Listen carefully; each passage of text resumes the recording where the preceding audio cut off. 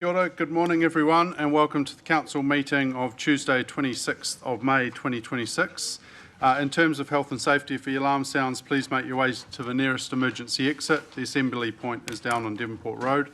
Please be aware that the meeting is being live streamed and the video will be publicly available on YouTube. Please make sure your mobile phones are off. Thank you. I'll hand over to Councillor Baker. We'll have a opening karakia. Thank you. Ai, atamari tātou mā, mihi ana kia koutou ngā mema o te hapori, kua tai mai nei I tēnei ata, nau mai whakatau mai ki roto I tō whare. Just a warm greeting to the members of the public sitting in our gallery this morning. Welcome to your council chamber. Awesome to have you guys here. I'll just open up with a karakia.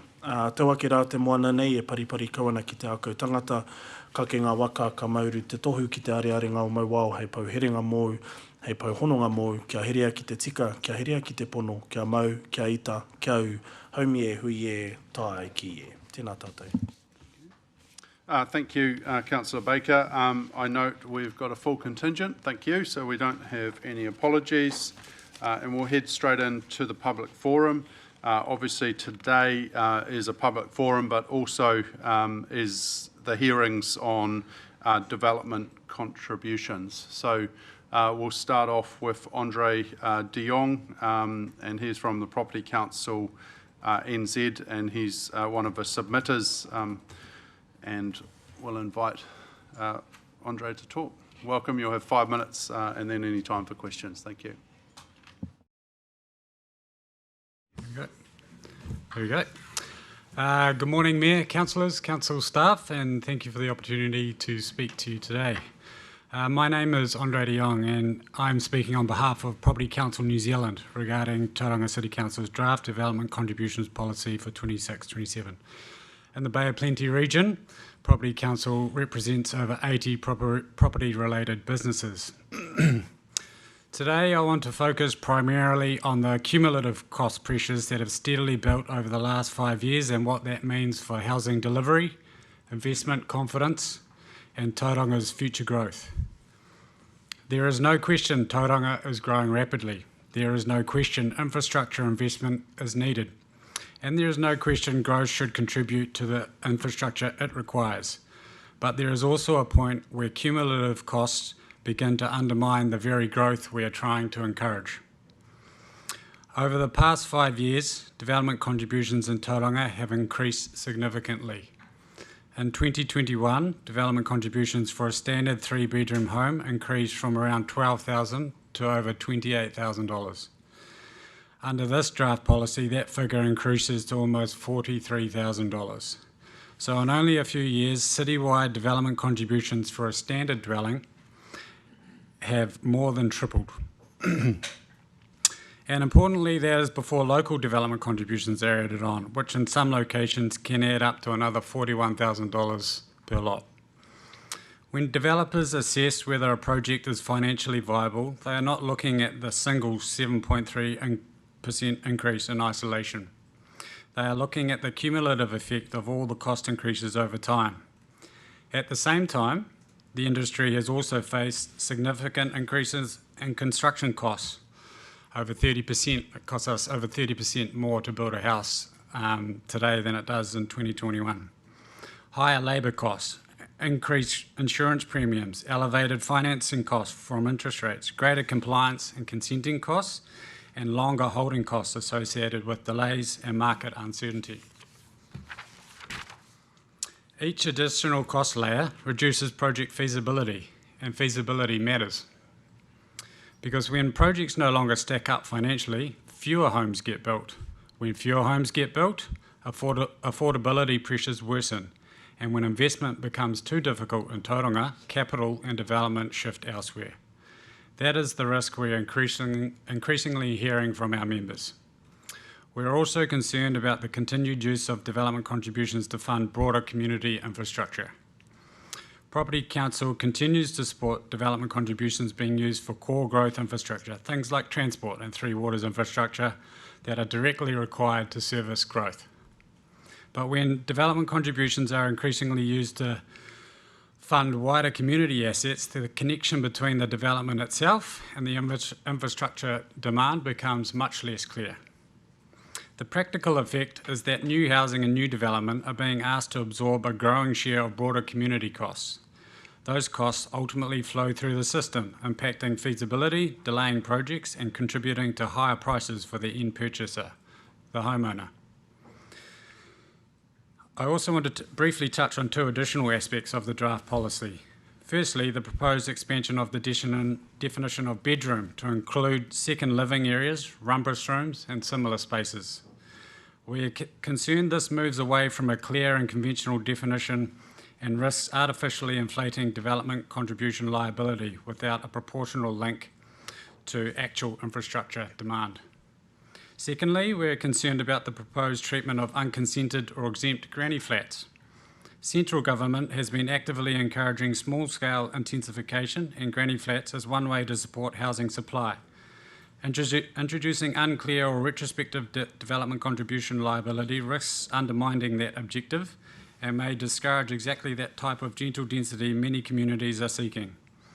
It is unclear how liability will be enforced if granny flats can be unconsented. More broadly, we are now entering a transition period nationally, with central government progressing wider development levy reform expected over the next few years. During this period, certainty and price predictability are critical. Developers and investors need confidence to continue delivering projects in Tauranga. Ongoing increases and expanding charges create uncertainty at exactly the wrong time. So to conclude, our message today is relatively simple. This is not about opposing growth contributions altogether. It is about recognising that the cumulative cost pressures have now reached a level where they are materially affecting feasibility, investment confidence, and ultimately housing delivery. Tauranga is competing for investment, and if development becomes too expensive here, growth will slow, projects will stall, and the city risks undermining its own housing and economic ambitions. Thank you for the opportunity to speak today, and happy to answer any questions. Thank you for that. I've got a first question around bedrooms, and I guess this is a question: how do we stop the system being gamed? You can build a rumpus room, for example, that is effectively a bedroom, but you call it a rumpus room and you don't pay DCs on it.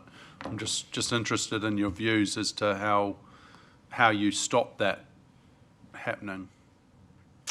I assume most councils around New Zealand have a way of figuring that out, so I'm sure our council can come up with a legitimate way to, I guess, enforce that.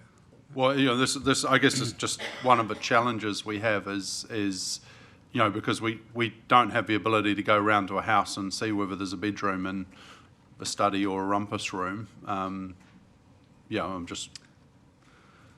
Yeah, I guess a typical rumpus room would have a different type of door, potentially, a sliding door to a rumpus room or no door.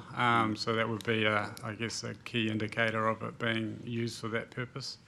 Okay. Secondly, just around the community infrastructure, and absolutely understand where you're coming from that, but we have to pay for it. So if we didn't get development contributions, potentially we couldn't build more courts and more swimming pools.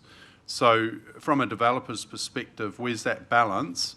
Is if we just said, well, the amenity is what the amenity is, and you build more houses, but you're not having any community infrastructure around that development, does that negatively impact on your development? Yeah, I totally understand that it's a balancing act, and has been for a long time and will continue to be. I think if we can make sure that we're looking at every way we can fund that community infrastructure, be it outside of development contributions, there are a number of options that I'm sure you're looking at.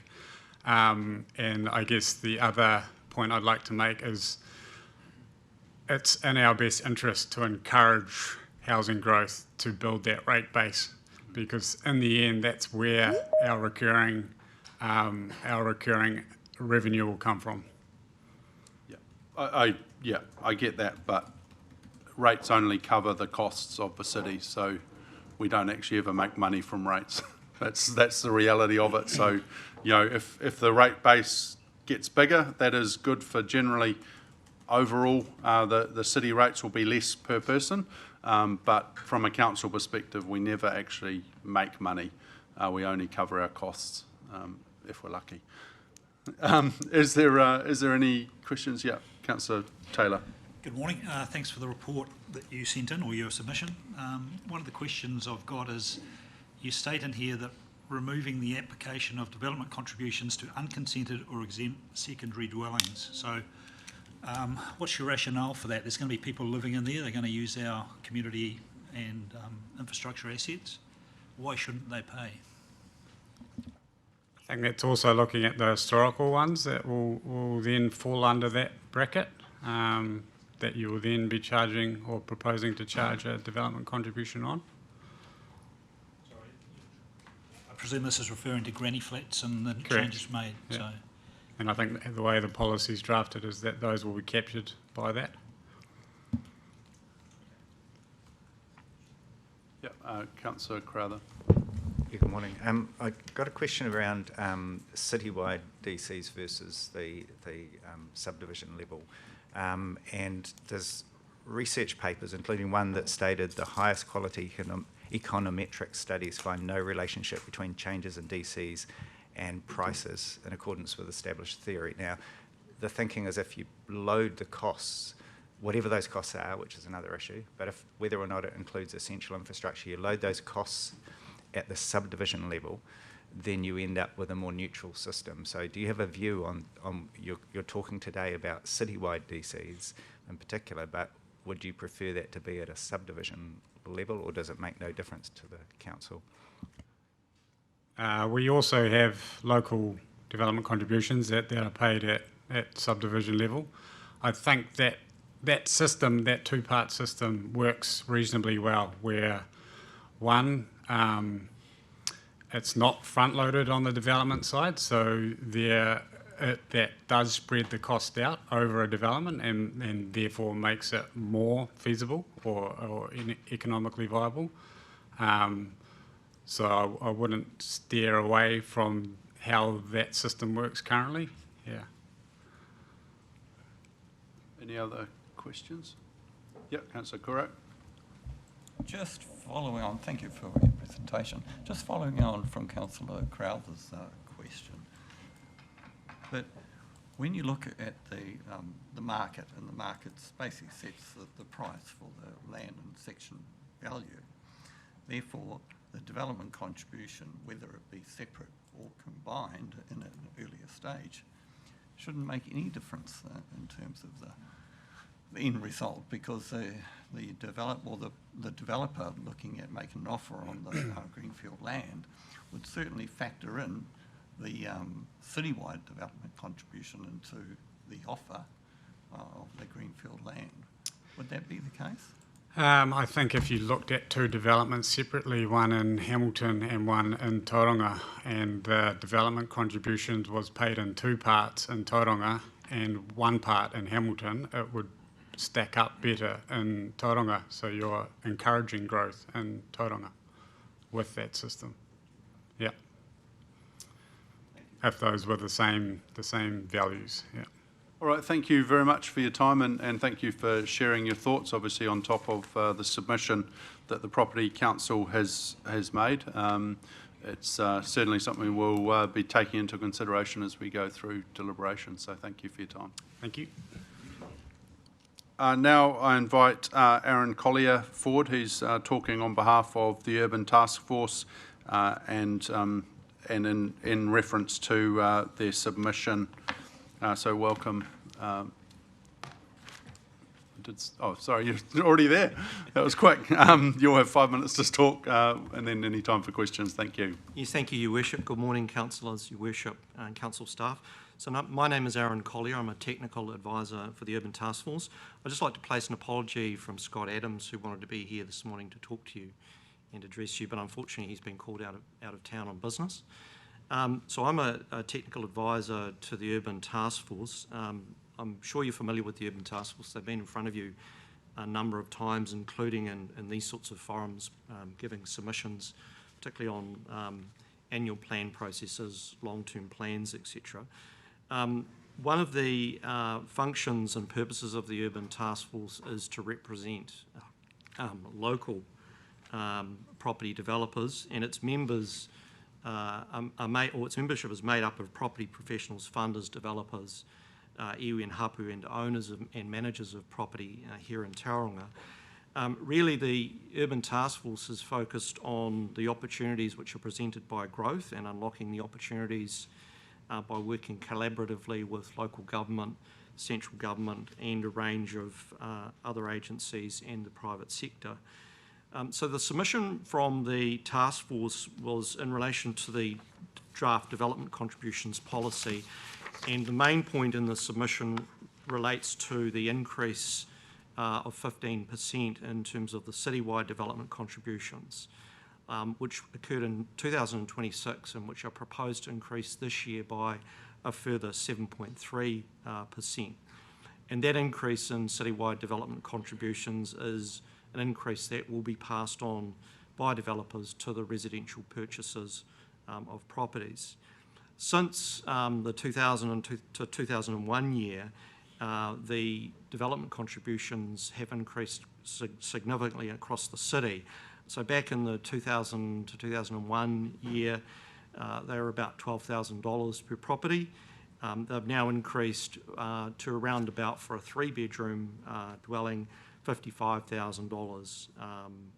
And that's more than a $40,000 kind of increase over that period of time. So the Urban Task Force has requested a number of things, that the council looks to alternative funding of some of the community infrastructure that's proposed, and their view is that there needs to be a nexus between growth and the infrastructure that's proposed.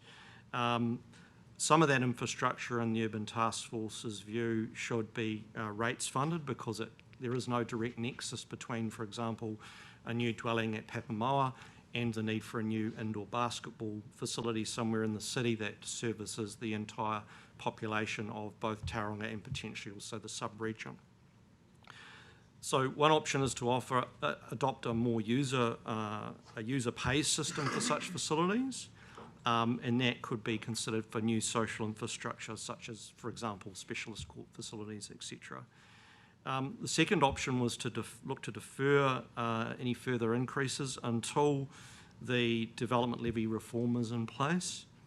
A further option is to look at alternative funding mechanisms, and there was quite a lot of discussion about those in the submission that was made last year by the task force. Some of those alternative fundings include things like sponsorship, targeted rates and the like.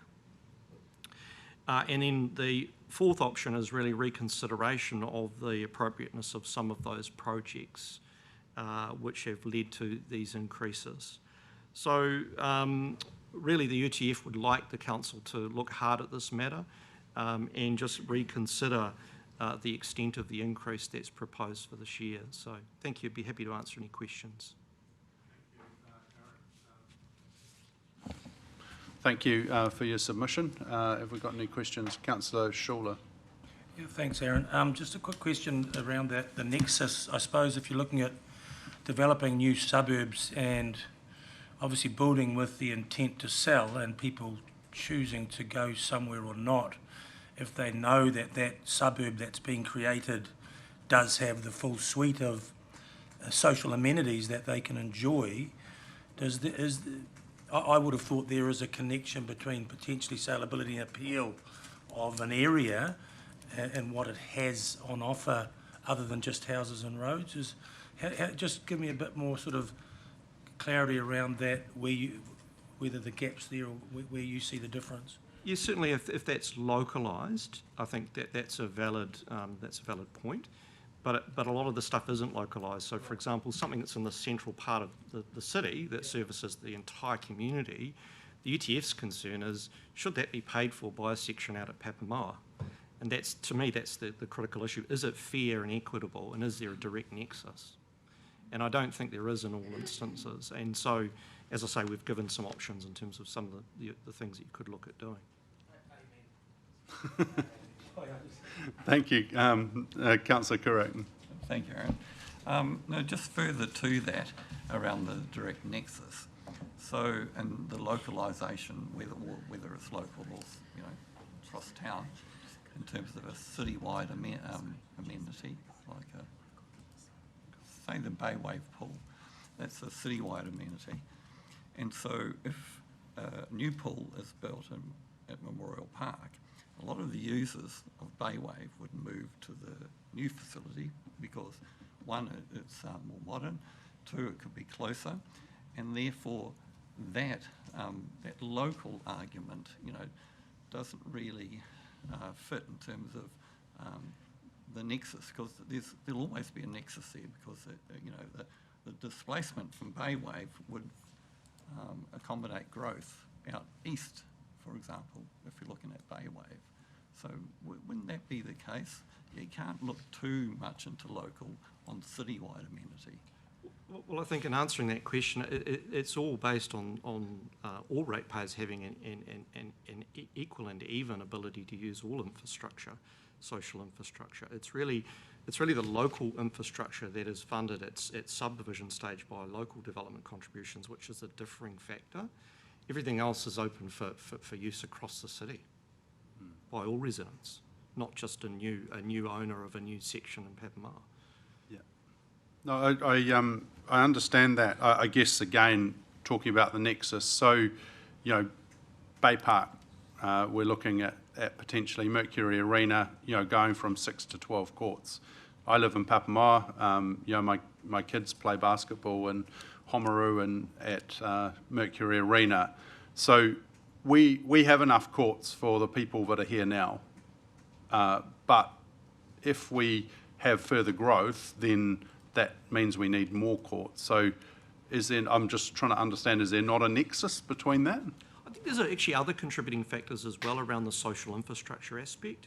We are now experiencing a younger city, so we've actually got more families moving here than traditionally we have had.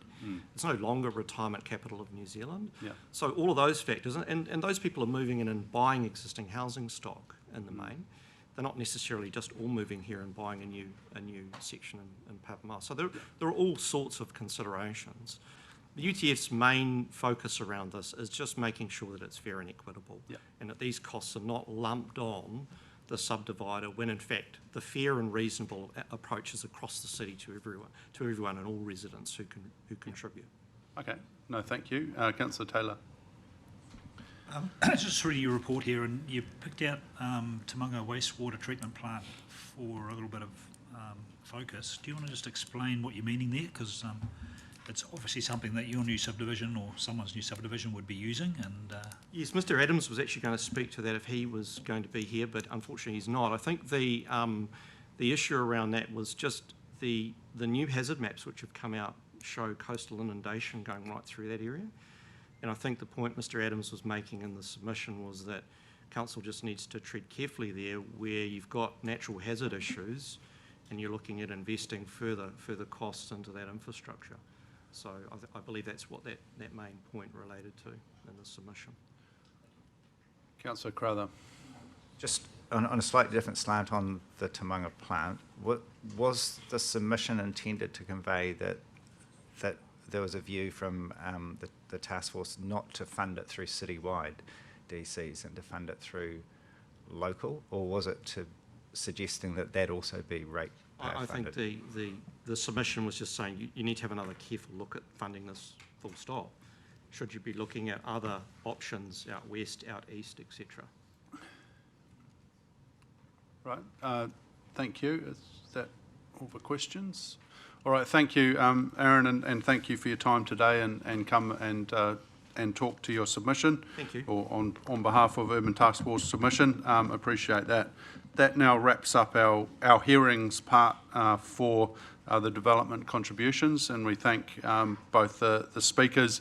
We also thank the other submitters that have put in written submissions, and the council has gone through those. We'll be discussing that report a little bit later on today. Now, I'd like to invite Jane Isles up and she's going to be talking about the memorial pools. Welcome, Jan, and you'll have 5 minutes to speak and then any time for questions. Jan has some images that will be shared on the screen as well.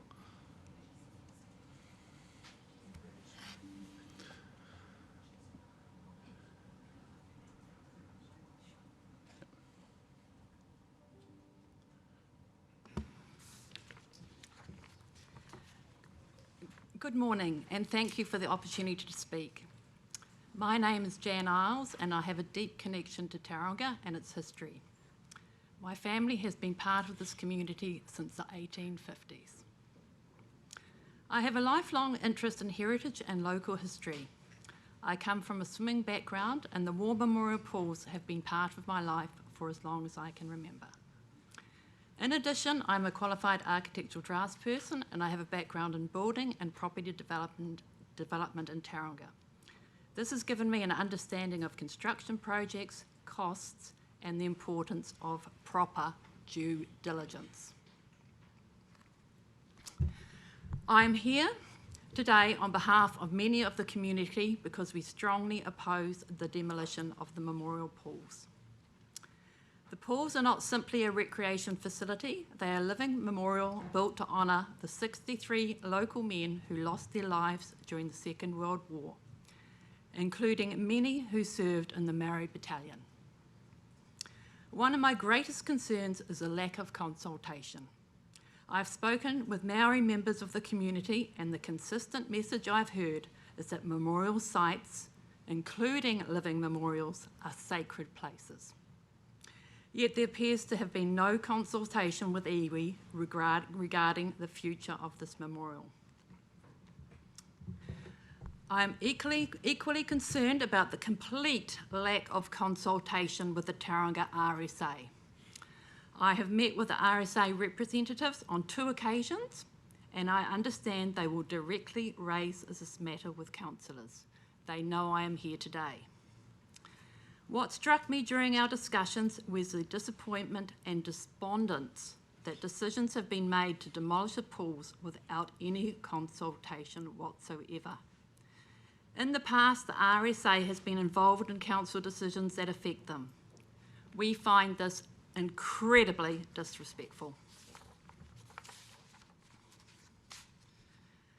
The decision to demolish our memorial pools and build a new aquatic centre lacks sufficient due diligence. Only yesterday we received reports relating to the memorial pools. These reports date back several years, and it is these reports the decision to demolish has been based on. The reports don't support demolition. We understand that bay venues have been prevented by the council from maintaining the memorial pools in light of the council's desire to build a new grandiose aquatic centre. I've been informed that over the last 2 years, the pool complex has also been heavily depreciated in the council's books. Presumably, this is to support the council's justification to demolish. This, I am told, is questionable practice which needs looking into. As a regular user of the pools, I have noticed the deterioration of the pools over the last few years. Not only has it lacked maintenance, it has been presented in a very dirty, uncared for state. At times, homeless have been permanently parked in the car parks. It has not been a good look for the city. This goes a long way to explain the drop in patronage. I have got some photos of the condition of the pool, if they can be rolled over, the state of the showers and various facility. We pay rates to maintain these facilities, and the council has failed the community by neglecting to ensure funds have been provided to bay venues for maintenance and improvements. In the long-term plan, Baywave was designated to be extended to make a 50-metre pool. This should be included in the options that are looked at. Other cities have recognised the heritage value of their war memorial pools. Onehunga War Memorial Pool is a good example of how the past and the new can be brought together respectfully. Tauranga could do the same. The existing memorial pool complex could be refurbished with a new indoor facility adjacent to it, not an aquatic centre, a pool. This would honour the past while also providing additional swimming capacity needed for a growing Tauranga population. It would also preserve the special ambience of the park, where people can look across the open space of the water. Refurbishing the existing pool and building a simple indoor pool adjacent would be significantly less costly than demolishing and building an entire new facility, and it would provide a sympathetic, practical and heritage-conscious solution. Over the short time frame I have been campaigning to stop the demolition of the pool, the overwhelming response has been to preserve our heritage and maintain our war memorial pool and not load the ratepayer up with unnecessary debt. Proceeding with demolition before all matters have been properly addressed would be a profound disservice to the community the councillors have been elected to represent. The council don't have a mandate to demolish these pools. Thank you. Thank you, Jan. Have we got any questions for Jan? Councillor Schooler. Thank you, Mayor Drysdale. Thank you for coming in, Jan, and we've had a number of conversations on this, and I respect your comments. We have gone back to 1951 council report, which records that the most suitable form of memorial for those who gave their lives for our freedom is one that can give to the youth of this and future generations an opportunity for healthy exercise and the preservation of their own and others' lives in the water by learning to swim. And I think that it's lovely to have that history, and we did resolve when we were looking at the upgrade that we would ensure that that is continued in the design of the new complex. So I think my question, I guess, is in terms of alternatives. We have heard that it's 80 to 100,000 a year to maintain the pool because it's got real problems at 70 years old, and so we do need to do something. I just wonder if, provided we are acknowledging the living memorial and including that in the design of the proposed new facility, surely that does meet the expectation of providing for the youth of this and future generations an opportunity to learn to swim. Right, I don't agree. You can have the new complex next door, new pool next door, and incorporate all the pools together. As far as you are looking at the ongoing maintenance of the pool, I know the pool's heavily leaking. I believe there's problems with earthquaking of the changing facilities. All those appear to be fairly minor in the scheme of things. You've never looked, or I don't believe the council looked at a full refurbishment. If you totally refurbished the whole lot, you're going to have a pool that will sustain and go for years. If you kept it in its existing state, yes, the ongoing maintenance costs are high. But if it was refurbished, you have not got that issue. Those pools would be good to go.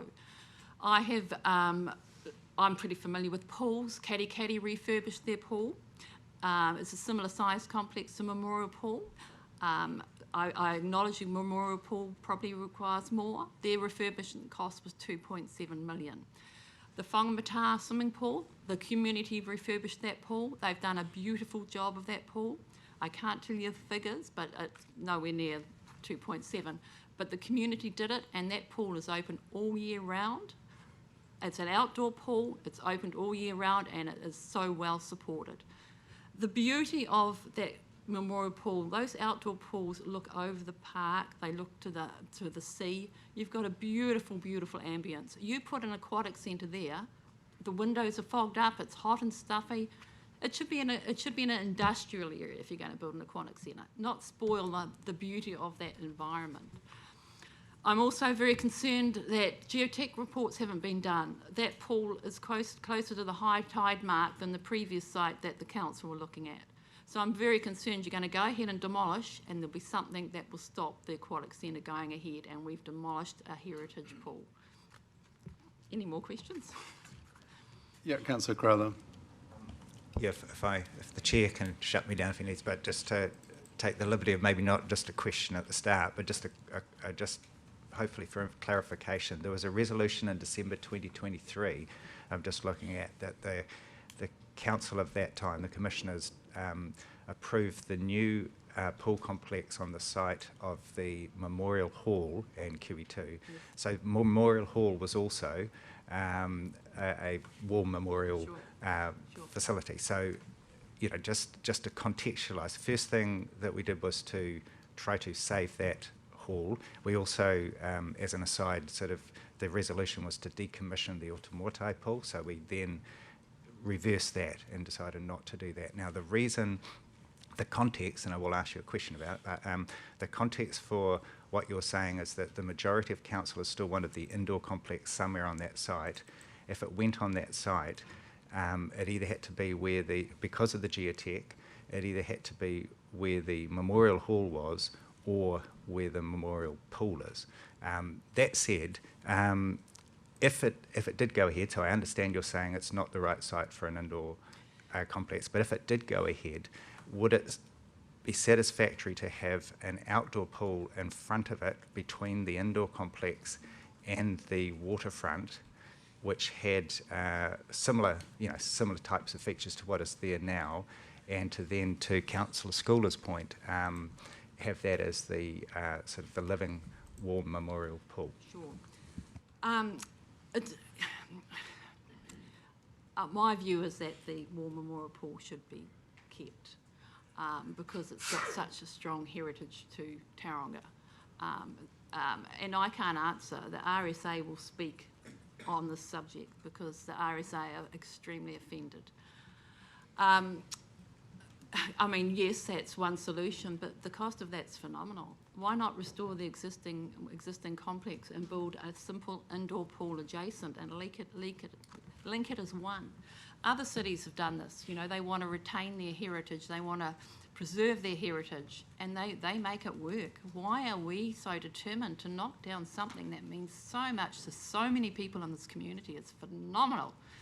I mean, we've had a petition up and we haven't really been pushing the petition, and it's only been going 10 days. We've got 900 people. We've got so many people commenting, and I just don't want to lose that. Don't want to lose that facility. Restore it. I mean, if like Whangamata, if it's heated and done properly, people can swim in that outside pool all year round, and then you can have your indoor complex adjacent. Link the two. Much cheaper than borrowing 85 to 100 million. Save the ratepayer. Yeah, thank you. Councillor Rolleston. Tēnā koe. Thank you very much for your presentation.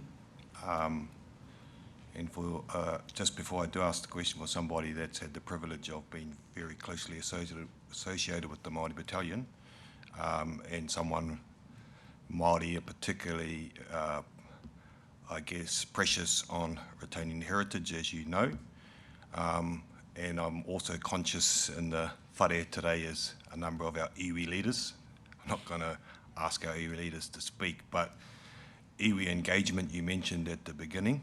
I have a pātai on what you said you talked to iwi about this. I've talked to friends. I've talked to Maori friends. Yeah, Māori one friends. good Maori friend who was born the same year as I, and she said to me, "That's sacred." Okay. So, and I've spoken to a couple of Maori people, and they've said that a living memorial, they consider it sacred. I'm just saying, there's perhaps. Are they iwi you're speaking to? Were they iwi or Māori friends? I've got no idea.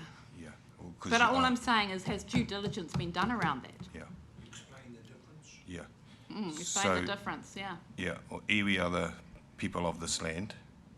Māori can be anybody from within Aotearoa, so the preciousness of that connection is the tangata whenua. Okay.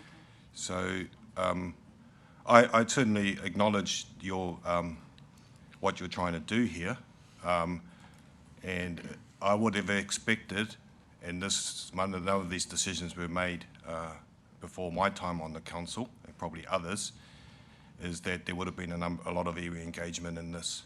And if there isn't, then it's up on this council to circle back. I can't speak whether there has or hasn't, but I guess having conversations with a couple of Māori doesn't... No. All I was trying to point out is I don't believe there's been due diligence around the significance of the memorial site in regards to iwi being a living war memorial to honour the Maori Battalion. That's my point. I don't Yep. think there's been due diligence around that. And if I could just ask the final question, Mayor. So if there hasn't been, or if there has, but if there hasn't been, and iwis were comfortable with our direction of travel, what would be your response to that? One response to that would be the community still hasn't been actively engaged. The RSA have not been spoken to. The RSA have been excluded from the most major decision that really affects the RSA. So my comment is this needs to be held until there's proper consultation and due diligence around it. Thank you. I'd just like to make a comment first. Living evolves. I guess there's three living memorials built in Memorial Park: QEYC, the pool, and the cenotaph. Now the cenotaph has evolved. It has moved. It is in a different place to what it was originally built in the park, and I personally haven't heard any disagreement that has been a good thing, and so what we're looking at doing here is absolutely honouring the reason for this pool. That is one of the key focuses is learn to swim. We get 21,000 people using the pool a year, so you can argue or not whether more would or wouldn't. When I was a kid, I used it. It was a great facility to our community. But we're going to get, I think the numbers say we'll get millions of users a year, for a new aquatic centre. We see, how much use is at Baywave at the moment. We've got a lot of pressure in our city around these facilities. So, that's, I guess, some of the background to this. And my question is why is it a bad thing to replace a 70-year-old pool with something that is better and more useful to the community? And I'm just trying to understand in the context, for example, of a cenotaph, why this is any different to making change and actually delivering a better facility to the community. Okay, that's your interpretation, that's going to be a better facility. If those pools were refurbished and brought back to their 1950s original state, actually they would be quite a draw card. Do it in the old-fashioned signage, bring in the old heritage, link it with the new building. I'm not saying don't build a new swimming pool, but link it and incorporate it as one complex. Why would that not get as much use as an aquatic centre and cost a fraction of the price? Well, the constraints on the site, I don't know where we're going to build the... Whether we've viewed the site, there's sufficient room. Where the skate park is on the southern side of the existing pool, there's more than enough room to incorporate a pool complex there and link it together. And also, I make the point again, building an aquatic centre there is ruining the ambience of the site. That's a beautiful site. Build an indoor complex there, it's destroyed. Put it in a commercial area if you must do it, but don't spoil the ambience. Councillor Baker. Hi, kia ora. Sorry, I don't necessarily have a question, but I just want to acknowledge what you've brought to the table. I personally have a different opinion to you, but in this entire process, what probably wasn't really being highlighted, at least for me as a councillor, is the significance of the park and I guess what you're trying to achieve in retaining the memory of those who fought for tauranga, for Aotearoa. And it's just been a really nice reminder, and to see all the conversations happening on social media too. My understanding is that the park as a whole was dedicated to being a memorial, and I think quite often, generally, like I take my kids there regularly, the idea that it is a memorial's lost. We become a bit desensitised to that until it's an Anzac Day or someone in your whānau's passed away and you take time to reflect. But keeping that in the forefront of our minds moving forward with this particular project, I think, is really paramount. And so, at least from my point of view, thank you for bringing that to the attention. Thank you. The park as a whole was a memorial, but the funds came from central government in order to build the pool as a living memorial. So the pool was specifically built as a living memorial, and the council chose to build it as a living memorial rather than a static memorial. So yeah, just elaborate on that, but. Any other questions? Right, thank you very much, Jan, for your time today and for sharing your views. Thank you. Now we'll move on to acceptance of late items. Any late items? Was it? And confidential business to be transferred into the open.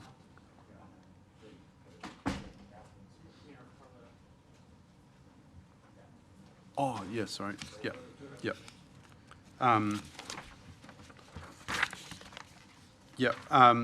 And change to the order of business? No. All right. Just before we get into the business section of today's meeting, it's been very sad news over the past week that one of the stalwarts of local government in this region has passed away, and so would really like to acknowledge Malcolm Campbell and the life that he's lived and the service that he has given to our region. And I'd just like to hand over to Councillor Crowther to give a little bit of acknowledgement and some of the things that he has done to give service to our community. Yeah, thank you, Mahe. Yes, very sad news for especially people in Kawerau who would have all known Malcolm for many years. He was born in 1952 and was one of the early pupils at the high school down there. And he ran a butchery, Campbell's Butchery, for 47 years. And I don't think there are that many vegetarians in Kawerau, so he got to know pretty much everyone. And in 1995, he ran for Kawerau District Council, got elected. His second term, he became the deputy mayor. In the third election, he stood as mayor and got voted in. And he stayed on as mayor for 21 years, from 2001 to 2022. So he had 27 years on council. So Mahe, you're probably about a 15th of the way there, and Rick, you've got about a decade or so to go. But that wasn't enough for him. So in 2022, he decided to do more service to his community, and he ran for the Bay of Plenty Regional Council, as I think everyone knows, and got elected, and then he got re-elected again in 2025. And so it was, just really tragic that he, partway through this term, he passed. So I got to know Malcolm when I served as an advisor on the Bay of Plenty Regional Land Transport Committee, and that was from 2019 to 24. And there were two things stood out for me. One was, he's very, very supportive. He's very much into sustainability, which is what I was on that committee for. But he was also, it was just an amazing thing to witness his mentoring of the now Mayor Faylene from Kawerau. And he was, just the way he did it was classy. And I think, the fact that she's a great mayor and contributes a lot to that community, I think reflects not only her own ability, but Malcolm's really amazing mentoring. And the other thing I was going to mention is that he was a leading proponent of the industrial symbiosis Kawerau, which I know some in the room will be very well aware of, but if you're not, one story that I thought was interesting, because it was a collaboration between the council, local businesses, iwi, and the landowners, who were often Māori landowners in that area. And I once took this, it was like a world expert on the circular economy, and he'd flown over to a Sustainable Business Network event and speaking about how there were these amazing initiatives in Europe. I took him from Rotorua, from Sion actually, to Kawerau. And when he was there, he met with people from the council, and he made the comment that this was probably the foremost example of the circular economy in the world. And I sort of said to him, "Oh, really? Like, what about all these flash things over in Scandinavia and that you hear about, and you see they're the leading lights?" And he said, no, you've got it all here. You've got renewable energy, you've got renewable forestry, you've got a low carbon transport to the port through the railway line, and you've got an amazing community and amazing businesses making it all happen with real, genuinely sustainable business.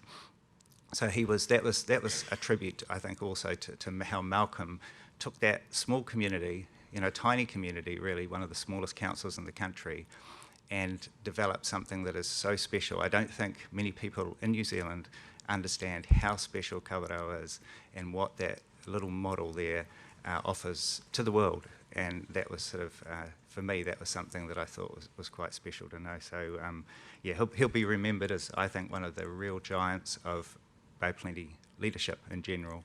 And just like to pass on our condolences to his family and to the Kawerau and Regional Council communities. Thank you very much. And I heard a story the other day that the day after the election, you had to show up at 7 a.m. at the butcher shop, and that was your induction to the new council. So I'm not sure whether that was a warning to councillors that if you don't stay in line, I'm not sure, but it was certainly something that I thought was a interesting yarn. So just to acknowledge Malcolm, I'd like to have a moment's silence, and as Councillor Crowther said, our thoughts are certainly with his family. So have a moment's silence.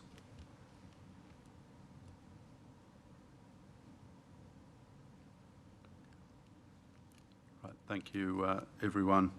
Right, we'll move into business today. Our first item on the agenda is 7.1, minutes of the council meeting held on the 21st of April 2026.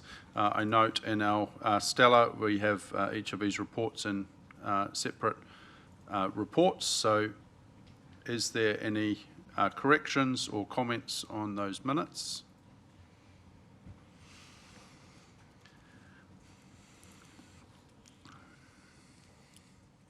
Yes, Councillor Crowther. I've got two things. One is a question, which was that staff report back on which fund neighbourhood support previously received funding from, and advise them of the funding application process for the following year. Of the understanding that may not have happened, but does anyone have any update on that, or can it be actioned if not?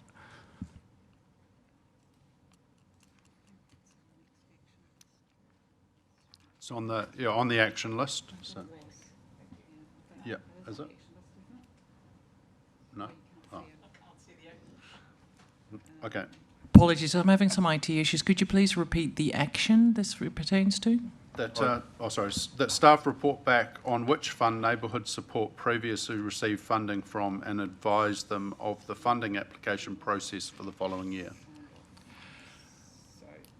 I can't confirm that that's happened. I'll take that offline. Okay. Thank you. And the other one was, I think there's been, maybe in terms of the sequencing of the recording of the resolutions for 11.3, local water done well, G, I think as I read it, that the G that's initially there should be what was in the original resolution, and then it talks about having the change resolution at the end. But I may be wrong on that, but it just seemed to me that it the sequencing was about, came after the amendments, because otherwise you wouldn't amend the original one, if that makes sense. So it was talking about the removal of the words gender and ethnicity from the Water Organisation Board Skills Matrix. So sorry, So it should be in the final one, but it didn't seem to make sense to me that it was in the original motion on page 21, was it? Or no, to start of page 22. It didn't seem to make sense that it was there. Okay. It was an amendment, and then it came into the substantive. So, but it should come into the substantive and the resolution on page 23, but I didn't think it should be at the top of page 22. You get what I mean? Like in between hand there was an amendment. Wouldn't it come in after the amendment? Which it did, but in other words it shouldn't be in the original. I mean, it's not a big deal, but It's just, not, I don't understand it shouldn't be in the original. Doesn't it show the sequencing of? Do you get what I mean, Christine? Yeah. It's the amendment, it's the But it resolution. wouldn't make sense why you're amending something that's already there. Yeah. I mean, probably from a process perspective. From an outcome perspective, I can let you know that that was removed and we're in the market. So, but we can check it technically. And, yeah, we'll check it.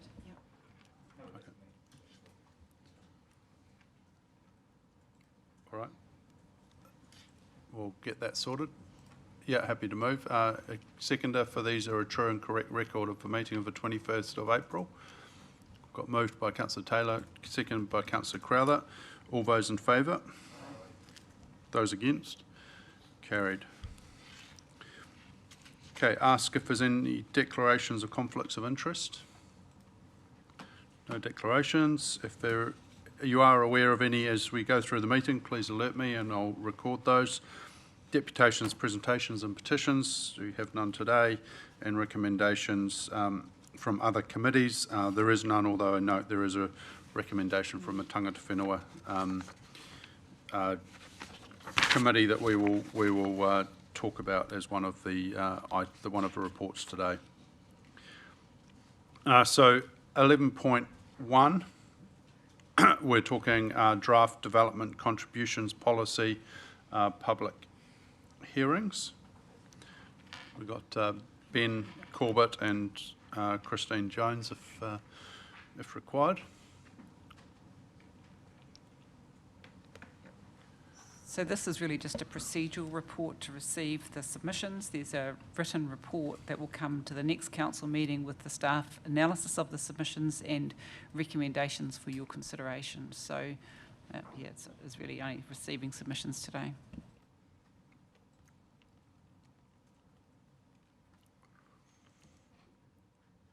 Is there any questions on this?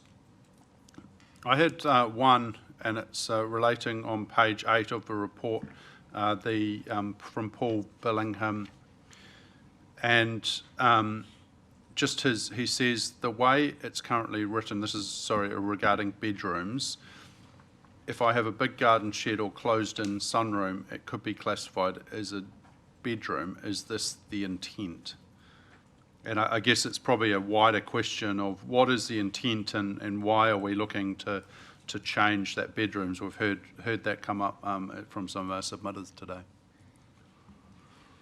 Yeah, so we are changing some of the wording of the bedroom definition, but not the intent. And I think your question to one of the submitters was... Yeah, the intent of the changes, yeah. Yeah, so the intent of the change is to make it clearer that secondary living areas like rumpus rooms or media rooms will be treated as a bedroom.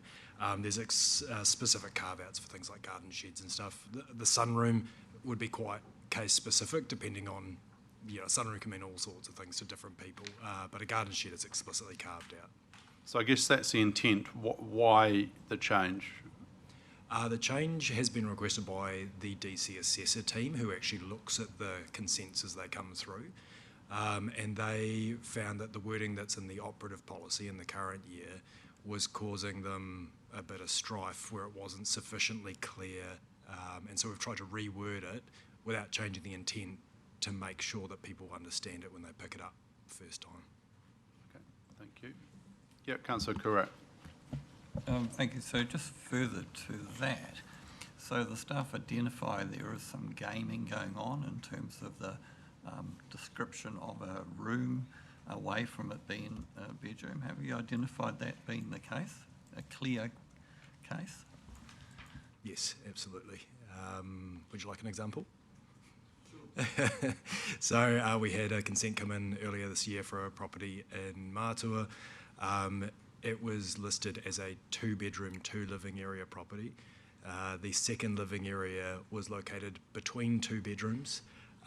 It didn't have a wardrobe, but it was a similar size to the existing bedroom, and the applicant argued that this was a second living area and nobody would be living in it, but it functionally was completely capable of operating as a bedroom. What we kind of often see a bit of a breakdown is the applicant knows what they're going to use the house for, and that might be entirely true, but houses last well beyond a person's tenure, and so we kind of plan for the average of how houses will be used in the long term.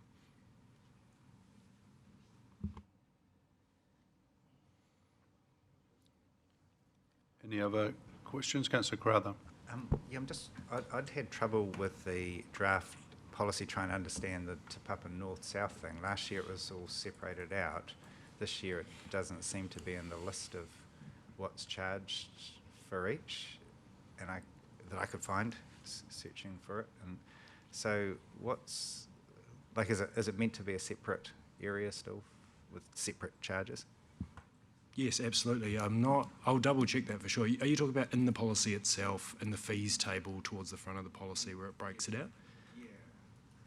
Yeah, no, that's not correct. If that is the case, I'll go back and double check. I hadn't thought that to be the case. Yes, Councillor Schuler.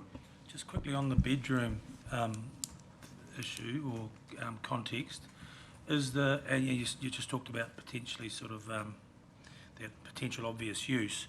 Is something comes off plans, say it's 3 bedrooms and a games room or whatever,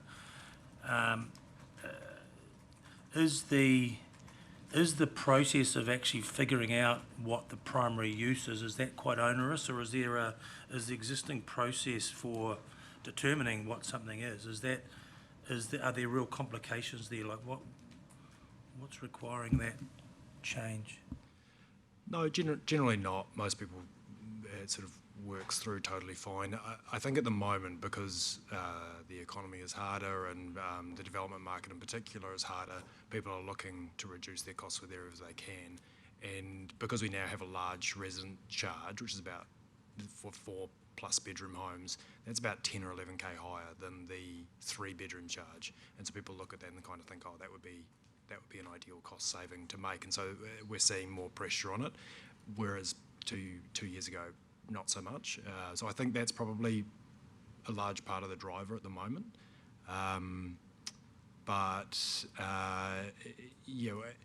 The other thing is that we didn't used to have a 4-bedroom charge. We only went up to 3, and so there wasn't so much pressure on this point because the price didn't go up after 3 bedrooms. Councillor Schooler. Thank you, Mayor. So we've been tasked or asked if we have very transparent decision making, and this is where I think we need to make sure that we've got policies, it is very clear what to expect. Interestingly, you suggested the garden shed would never be considered a bedroom. AI tells me that 93% of garages in New Zealand are carpeted and repurposed for multi-purpose activities ranging from gyms, hobbies and overflow bedrooms, and at least 10% of garages in South Auckland have tenants living in them as a bedroom. So how are you just creating more indecision by saying you might look at a rumpus room and whether it's got a sliding door or not versus a bedroom? Is it we want to be clear for people to know what's happening? Is this creating more uncertainty about how that decision will be made and putting more, I guess, making it harder for staff to actually be black and white in terms of how the decisions are being made? Yeah, there's certainly a class of property that falls into the grey area, which does require some discretion to be exercised. Probably if we used a more black and white approach, then we would collect less in development contributions because there would be more on, there would be less, we would turn our minds to fewer properties. The sliding door example was from a submitter and is not accurate. So I wouldn't sort of get too caught up on that. Generally, when we look at these sort of marginal or sort of boundary examples, you know, we might see 1 a month maybe at the moment, maybe fewer. And it'll generally be where people have, you know, what is sort of common these days, you might sort of have a living area that runs from a kitchen, dining, living into perhaps an L-shaped area that might be labelled media or something like that. We tend to look at whether that room could be separated without applying for a consent. So whether there's doors in place or not isn't really super relevant because doors can be added very simply. So we kind of try to assess it on a functional basis. but it varies. Yeah. All right, thank you. Just to go specifically to one of the, this is from Belk 500 on page 38 of the agenda. I just picked up local infrastructure, page 197. They're just talking, this is a very specific, but they're talking about the divisors used for stage 4 A and B should be calculated on the same basis as the historical Tauriko growth area. I'm just wondering why, why have we changed the basis in that? Is that, it might, if you don't know the answer now, you can come back. I was just interested. No, I do know the answer. So there hasn't really been a change, or more accurately, we update the divisor every year in these areas that are sort of developing and quite uncertain at the early stages, like this area, because the developers' plans are sort of constantly evolving as they kind of figure out how they're going to meet the market at the very early doors. So we relook at the divisors regularly as they start to pull together their structure plans and formalise them, when we can see where roads are going to be and where they're not going to be, and also how they plan to connect into services. There's a part of the sort of a small part of land on the border of TBE3 and TBE4 where they've decided instead of connecting to TBE4 water, they're going to connect to TBE3, and the line will need to be redrawn. It's a pretty standard sort of year-by-year approach. We catch up with Grant from Element IMF, which is Belk 500, every Thursday at the moment, and so I kind of work through these issues as they come up. One of the other sort of issues, I guess, that's come up on multiple occasions is around transparency, and they can't seem to figure out how those are calculated. The question is are all those calculations, and are they publicly available, or can we make them available so they can understand the justification for the charges? Yeah, I was interested in that feedback, which I think came through from master builders in particular. It's not feedback that we've had before, and master builders tend to be the more sophisticated end of the market. They're developing regularly. The problem they're pointing out is sort of different to the TBE one, where they kind of say, oh, if you subdivide a property and build 3 townhouses in Mātua, you pay a different price to in the lakes, a different price to in Wairaki. And that's because the infrastructure in those areas costs a different amount. Yep. We offer a number of services to help people understand what their likely charge is going to be. There's a DC Assessor tool on our website. Our DC Assessor team has a sort of open inbox. They regularly help people with assessments. And to be honest, we haven't had that feedback about the policy previously. So I think it is pretty straightforward. Okay, no, that's good. I guess the second part to that probably, which is slightly different, is I think some of the Tauriko ones were talking about, we get the charge, but we can't actually understand how you got there, so therefore they can't comment whether they're justifiable or not. Have we got that sort of background calculations? Yeah, all the information required to understand is in the policy. So we list out all of the infrastructure, how much of it is being charged from each area as a percentage, and then an absolute amount, and then we divide it by the divisor, which is a very transparent number again. All right, so they could just find that. Okay, no, that's great. Thank you for the clarification. Councillor Kurak. Thank you. Now, in terms of the report that's coming back for the 2nd of June, deliberations and then the later meeting to finally adopt it, within that process, I'd certainly like to see a section that discusses the impact on affordability that DCs, it must have some impact. I personally think it's neutral, but I can be convinced otherwise. But I think it'd be quite helpful, not only to this council, but to the submitters and the community around the understanding or the position of this organisation in terms of the impact on housing affordability of development contributions, and more specifically the citywide development contribution. Would that be possible? Yep, that's absolutely possible. We have received some independent advice of that in the past. I think the report for next Tuesday is about to be signed off, so I can come back on the 23rd with the adoption report, and we could include a discussion in there if would be useful. Yes, Councillor Taylor. My question specifically relates to one of the submissions we got, and there was accusations of errors. And so, first question is: have we looked into them, and are we satisfied that we've got the right calculations in play? Yeah, I should just say on Tuesday we'll be coming back with a breakdown of each of the substantive points in each submission and then our response to those as well for you to look through. So that should be coming your way today. So you'll kind of be able to see a more holistic picture of the submission points. Yes, that is in reference to the library facility going in down in town.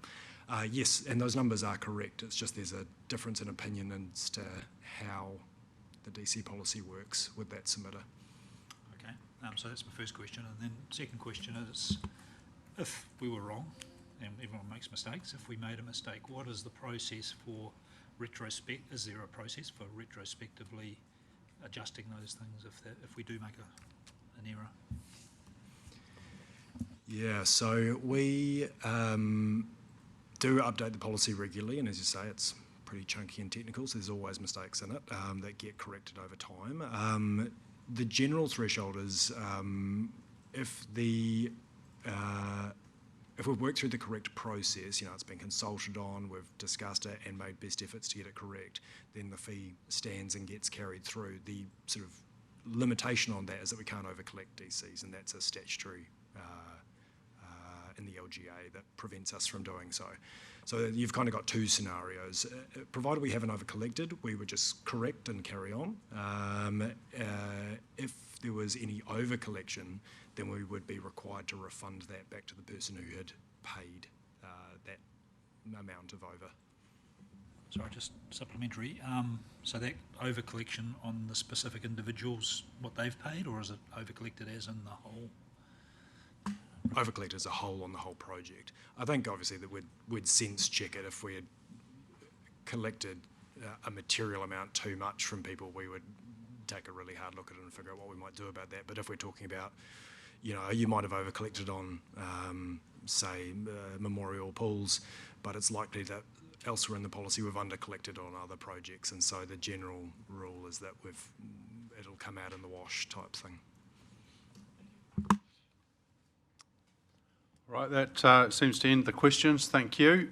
So thank you very much, staff, and I think that was some really good clarification and understanding. So obviously we'll come back to deliberate on what we've heard today at the next meeting. So this is around receiving this report and receiving both the verbal and written submissions. The written submissions are in the report and obviously what we've heard verbally today. So I ask for a mover and seconder, Councillor Morris, Councillor Roseboom, thank you. Is there any discussion on this? Councillor Roseboom. Thank you, Mayor. I'd just like to take this time to thank everyone who took the time to submit. There's some very good points raised. Looking forward to the clarification from staff next week around answering the questions raised by the submitters around how we set our DC policy. But once again, thank you very much to all those that submitted. I really enjoyed the reading. Thank you. Yep. Thank you, Councillor Roseboom, and certainly support that and thank you for everyone's time that has taken time to input into this. And as we say, we'll consider some of those inputs next week. Now ask all those in favour, those against, that is carried. Thank you. So now we move on to 11.2, Tauranga City Tangata Whenua Relationship Review. We've got a couple of speakers and would like to invite both Kylie and Hokupa forward to talk to us today, and I'll just hand over to Councillor Rolleston to give you a little bit of a welcome. Thank you.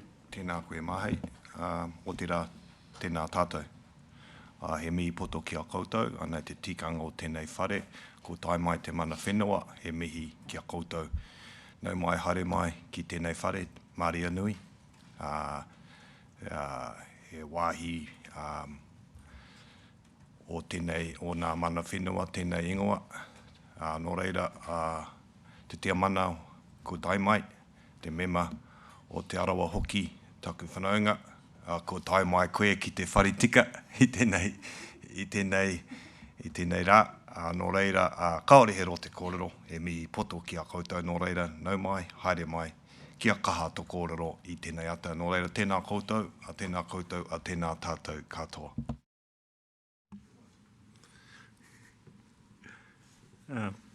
Tēnā koe ka i te tuakana, e tika tāu. Kua tai mai ki te wā, e tika ana, i te wāhi e tika ana. Tēnei ka mihi ake. Kei te koro matua, tēnā koe. Kei aku rangatira tēnā koutou katoa. Tēnei wā ka huri atu te aroaro ki hikurangi maunga, ki te uranga mai o te rā, ki te rā o nā taiki nāpara, koia kueriro. E koro hoki atu rā ki tō makau e tatari ane ki a koe. Tēnei o iwi o Ngāti Porou, o Aotearoa whānui nei e tangi atu nei. O tira koutou, kia koutou, te hunga kueriro. Koutou ko Malcolm, kua kōrero hia Kechi i te ata nei, tēnei ka mihi ka tangi ake, tātou e takatu ana, tēnei ka mihi atu. Thank you, cousin, for the greeting, and Your Honour, councillors,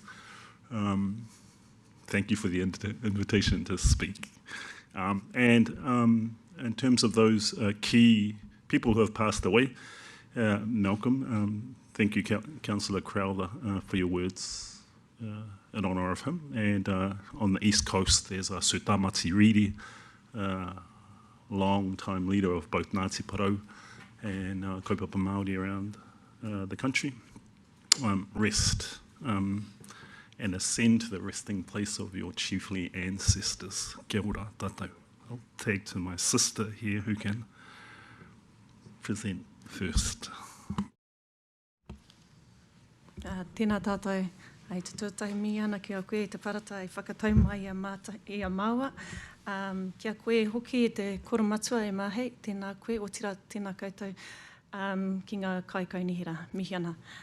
Kylie Small-Manahau, Chairperson of Ngāti Pūkenga ki Tauranga. Just wanted to firstly open with acknowledging TCC for actually engaging in the review process. TCC councillors and staff really appreciate the opportunity to go into this process, but also the opportunity to sit on the project steering committee on behalf of the iwi. So yeah, I just wanted to raise a few points. Firstly, in regards to the report that you've all read,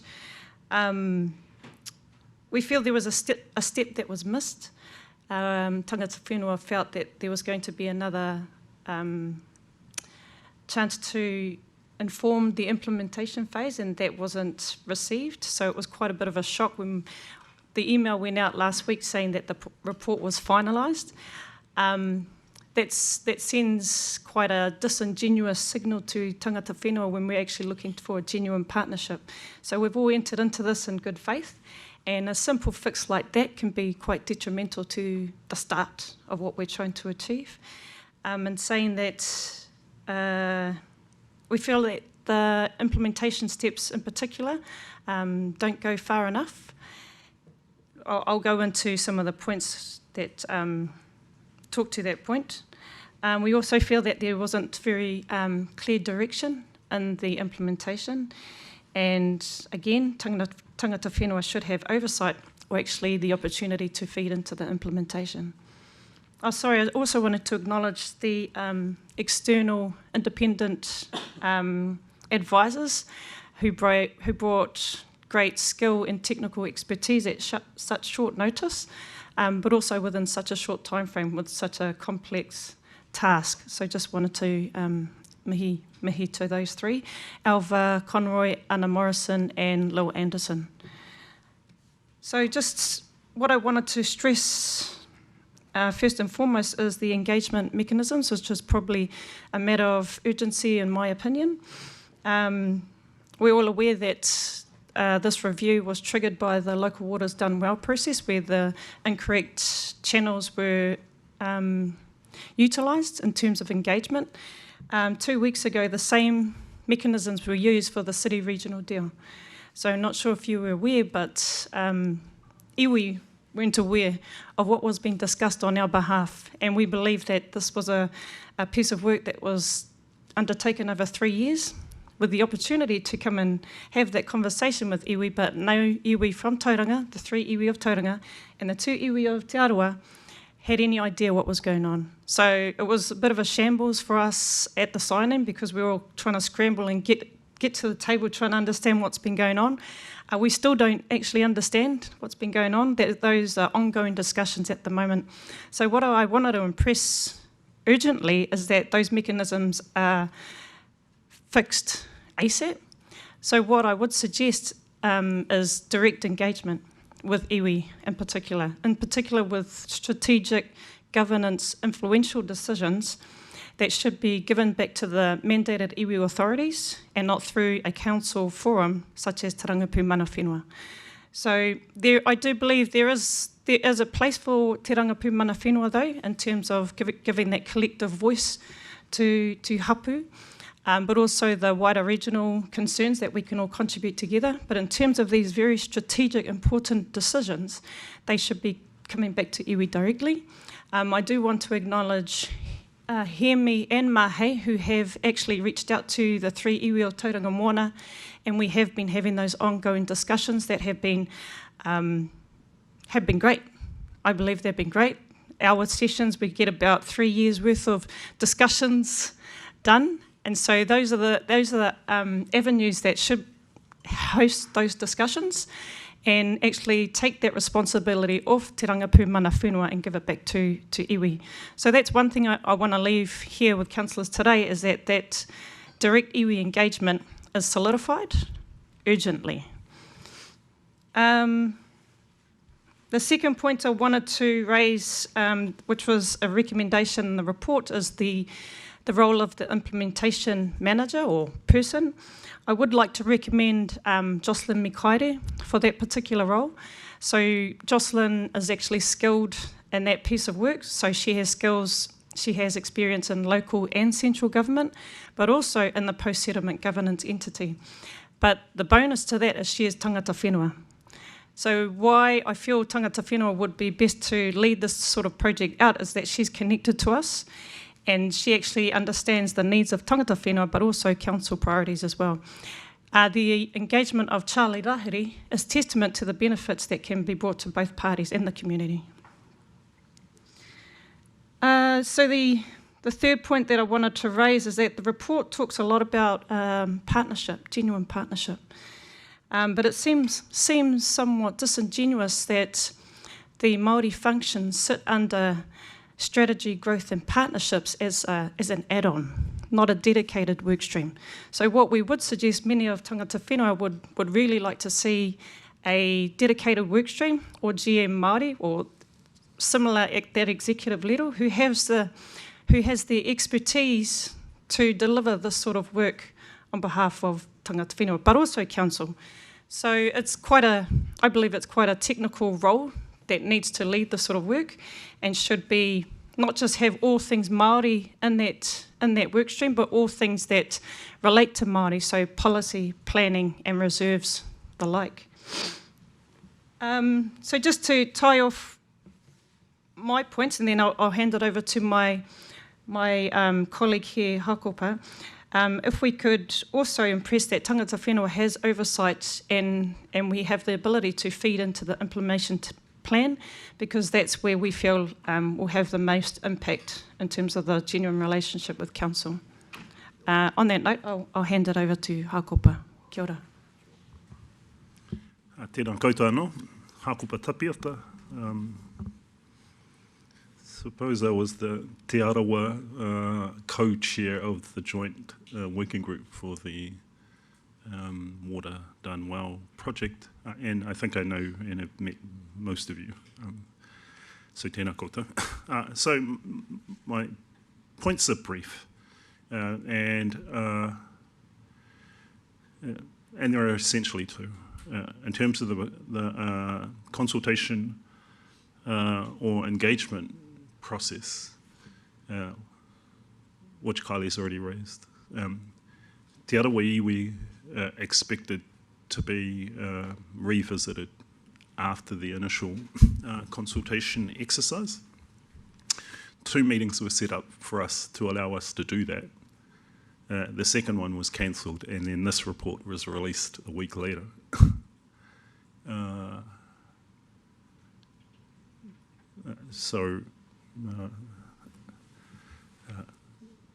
That creates some problems in our minds. One.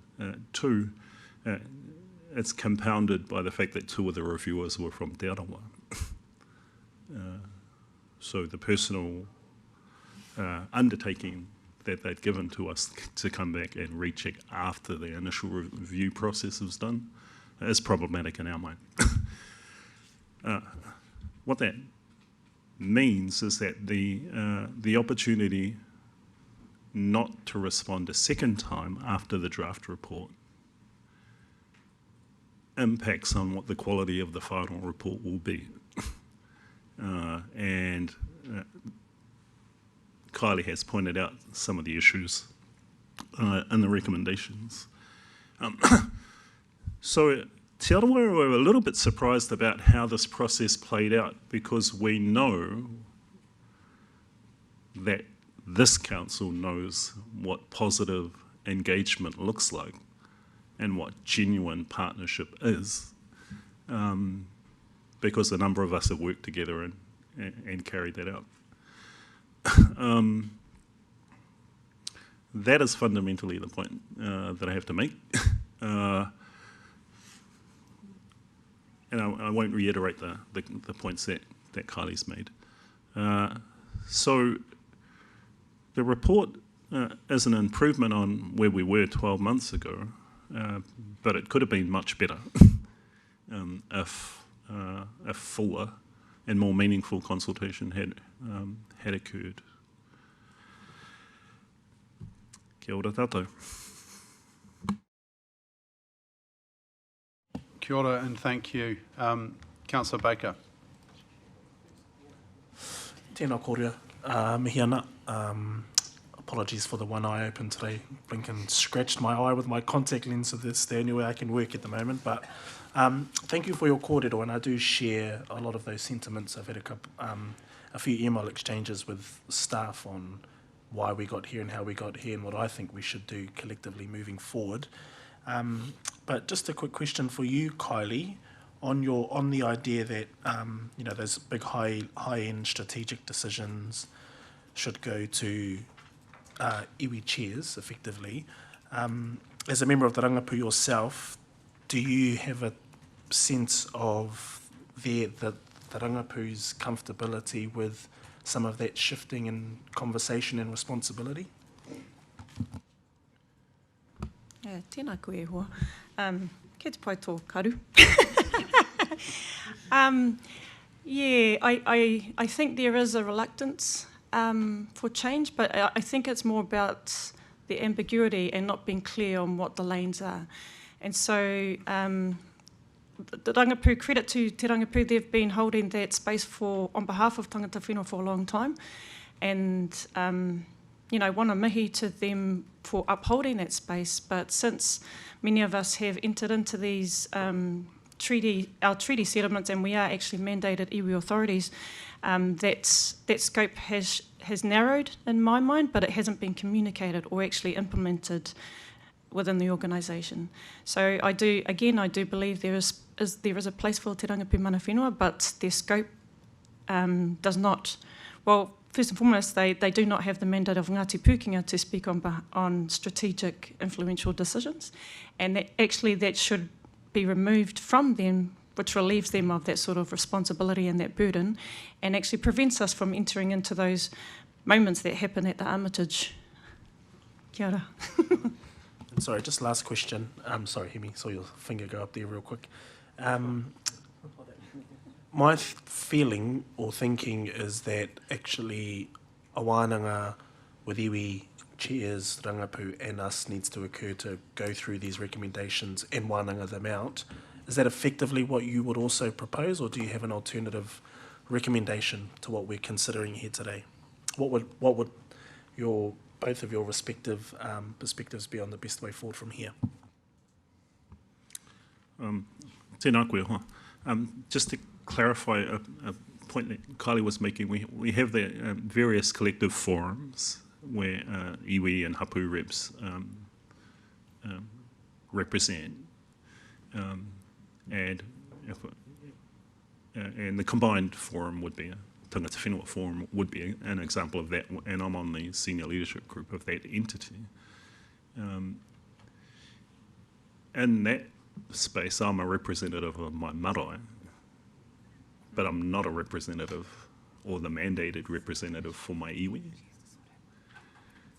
This is where the problem, and you know, I think many of us have been aware of it, and I've spoken with various council representatives about it. So that's a grey area that needs to be clarified, which the review could do. So that's a positive potential. So the collective bodies, and we're using Te Rangapu as a focal point, is a positive forum for broader participation. Yeah, no argument about that. But in terms of mana to mana, or authority to authority, in the iwi space, that's really the direct line between the mayors and the chairs. And I gather that line of communications in place for the Tauranga Moana iwi chairs, ka pai, expecting that the same offer, the same arrangement will occur with the Te Arawa chairs, ka pai. So if those systems are formalised, then at that governance higher level discussion, then the right people are in the right room having the right discussions. But the collective forums are not that representative body. Kia ora. Yeah. Sorry, just to follow up on that, because the report very much said there was, you know, great intent, but potentially the follow through, and I can certainly appreciate that. I think we're sometimes unclear as to who or where we should be sort of engaging. So my question is, you know, is that what you're sort of saying, that potentially we've got to look at the structure that we have at the moment and ensure that that's fit for purpose, and look for, you know, potentially new ways of working or understanding? Is that what you're sort of advocating for when you say it doesn't go far enough? Yes, I am. Yeah. Why I say that is because it's at the moment, structurally, we've been, well, Māori relationships has just been snuck under strategy, growth and partnership, which doesn't look, well, it seems disingenuous in terms of trying to reach a genuine partnership, especially considering that treaty obligations and tangata whenua engagement occurs across all departments of council. We do believe that it should have its own standalone workstream or dedicated function, and with all the real estate that should appropriately go under that workstream. In terms of going back to the vehicles, yes, that's actually an urgency because of what we've seen with the city regional deal, and also we don't know how long the implementation is going to take to execute as well. Okay. Kia ora. Thank you. Sorry, Councillor Morris. Tai hoa he me. No mai hoki mai tangata whenua i kōrero manuhiri, nau mai hoki mai nā hoa Māori, nā Māori hoa. Yeah. He pātai, he rua pātai au ki nā tangata whenua me kaimahi ki kaunihira. So just in English, I'm just welcoming our guests and friends, given the speech earlier on from the gallery, and got a couple of questions, one for our guests and one for council staff. First one, and by way of background, using Councillor Crowther's mechanism for asking questions. One of our public speakers today mentioned that she's engaged with some Māori friends and got advice there. When we're engaging with the likes of the Property Council or the Urban Task Force, we know, given their membership structure, we know that they are speaking for their members, for the developers, and it's quite clear and it's really easy in our sort of frame of doing business with the community, who we're talking to and what their authority is. And when we're trying to engage with hapu and iwi and mana whenua, it can be quite difficult. So my question is, I know there's the request for us to do better, but can you, collective you, do better as well in terms of helping us understand who is speaking, who has authority in speaking, and in what area, because it's really difficult. Because if we're just looking at a transactional relationship as opposed to a partnership, it's like, okay, I know that when the Papamoa Residents and Ratepayers Association come in, they're talking for their members. You know, they should have consulted with their members and they're talking. But in the iwi Māori space, it's really difficult. And going back to our early conversation, you know, some people think, well, I've spoken with a friend, therefore, you know, everybody's thinking the same way as my friend. Can you help us navigate with that? And then my second question through you, Mayor, to our staff is we have some recommendations here on the table, and one of them is completing the work required to progress the 6 shifts, which have been outlined in the report. Are we able to do that within existing budgets, or is there going to be an additional budgetary request? Because we've got a paper here, but I'm not clear about what the financial impact is. So, sorry, that's aroha mai, Mr. Chair. That's my long way of asking a couple of questions. Kia ora. Tēnā koe, Councillor Morris. Pai tō reo. Tēnā koe.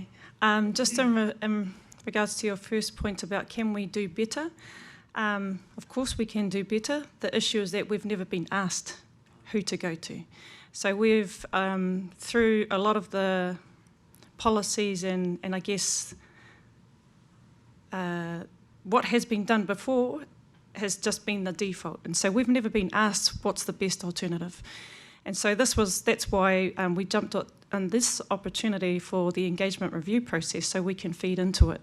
And so having that last step taken away from us has been a bit of a sore point.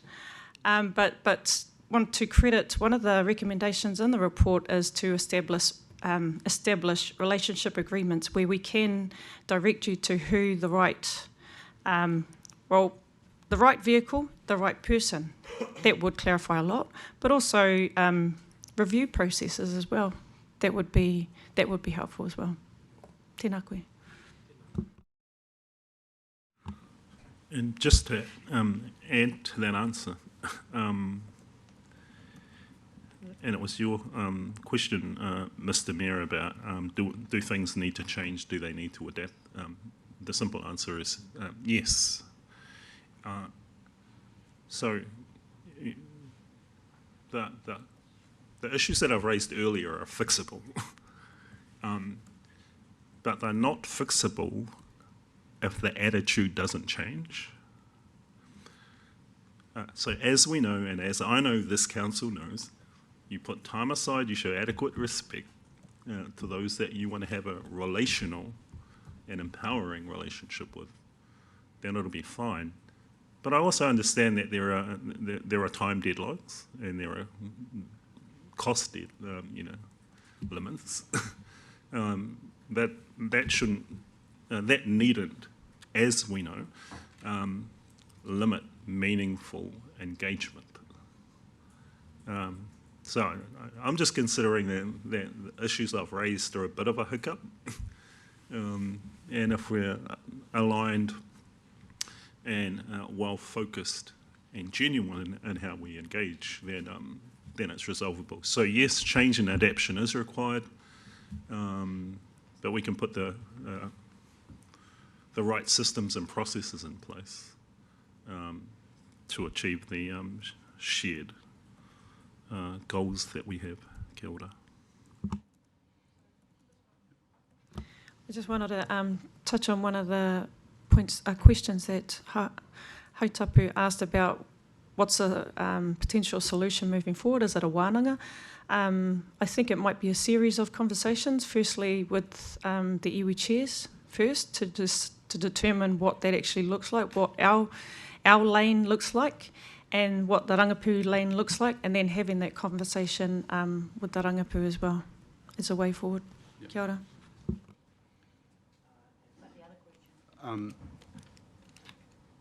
Sorry, then Councillor Crowther was. Oh, sorry. Oh, sorry. Yes, thank you, Mayor. My other second question was just for the officers around budgetary implications of implementing recommendations. Yep, happy to respond to that. So our intention is to do it with an existing budget. So we currently have the head of vacancy, and we've been using that to cover the cost of the consultant work to date, and we would use that for, we've formed the view similar to, and I think it's partly reflective of the discussions that Kylie spoke about, getting a dedicated resource that would come in and work together with Council and Tangata Whenua. It's certainly not a one-way street, to move forward on these matters, and that would be covered by that vacancy. And then we would then have a clearer picture of what the future looks like, and then we can create a position description which is reflective of that new way of working, and then recruit a person who would have the skill sets appropriate for that. So it does put a bit of ongoing pressure onto the team, but this is such an important element. We don't want a person to come in and to be diluted trying to do the head job plus do all of this. So we think a dedicated resource that is solely allocated to moving this forward is sensible. If I can just also, to your point, Christine, about the implementation or the resource that is going to be engaged, we also feel that it would be more appropriate for that resource to stand outside of the strategy, partnerships and growth workstream for the reasons that I've already mentioned before, and possibly sitting, reporting direct to Māori, the CE. Kia ora. Right, sorry, Councillor Crowther, then Councillor Rolleston, and we'll go back to Councillor Taylor. Yeah, firstly, through the chair, I think Councillor Baker has redefined a one-eyed rangatawa supporter.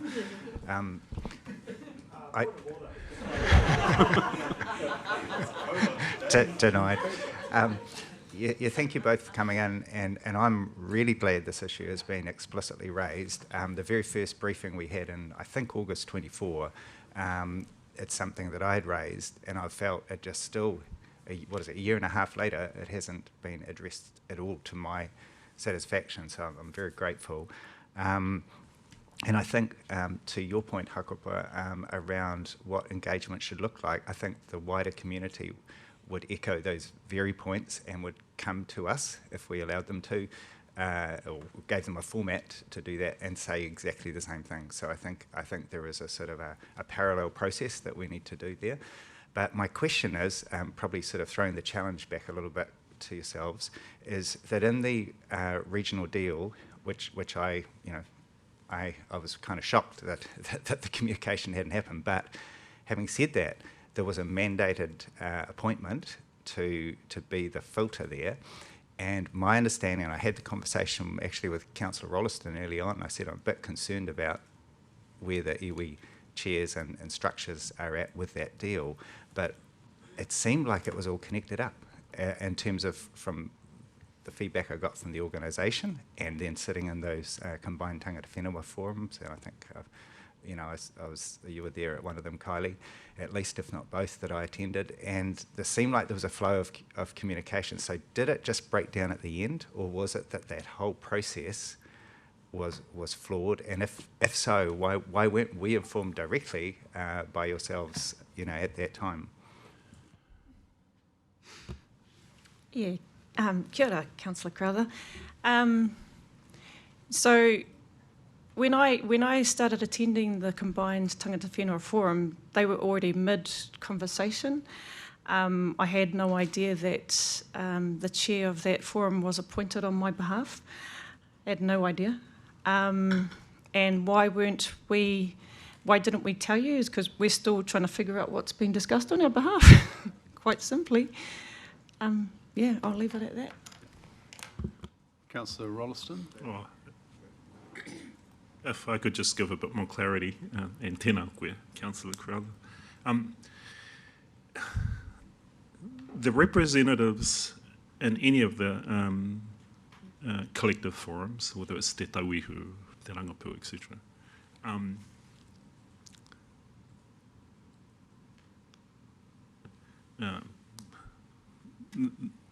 they represent whatever that particular body is, whether it's a marae or the hapu.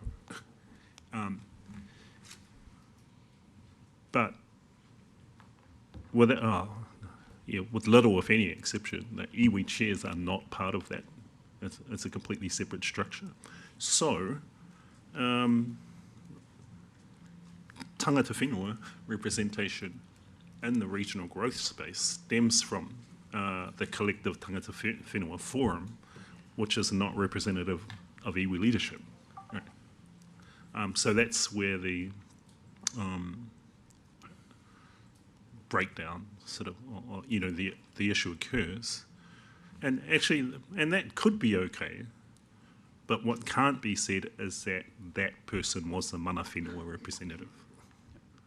Right. They might represent a tangata whenua voice, that's fine, that's a completely different from an iwi organisation and all the PGSE and legislative recognition that goes along with that. Kia ora. Right, Councillor Taylor. Sorry, this is just going back to your original point, and I feel a little bit the same, that we didn't probably have the opportunity to discuss the report before it was issued, and so I'm thinking we're probably in the same place. Do you think there's still time and we could have those meetings separately and then perhaps put in an amendment or an addition to the report that's gone out? Because I think from our council's point of view, we probably didn't discuss it enough internally as well.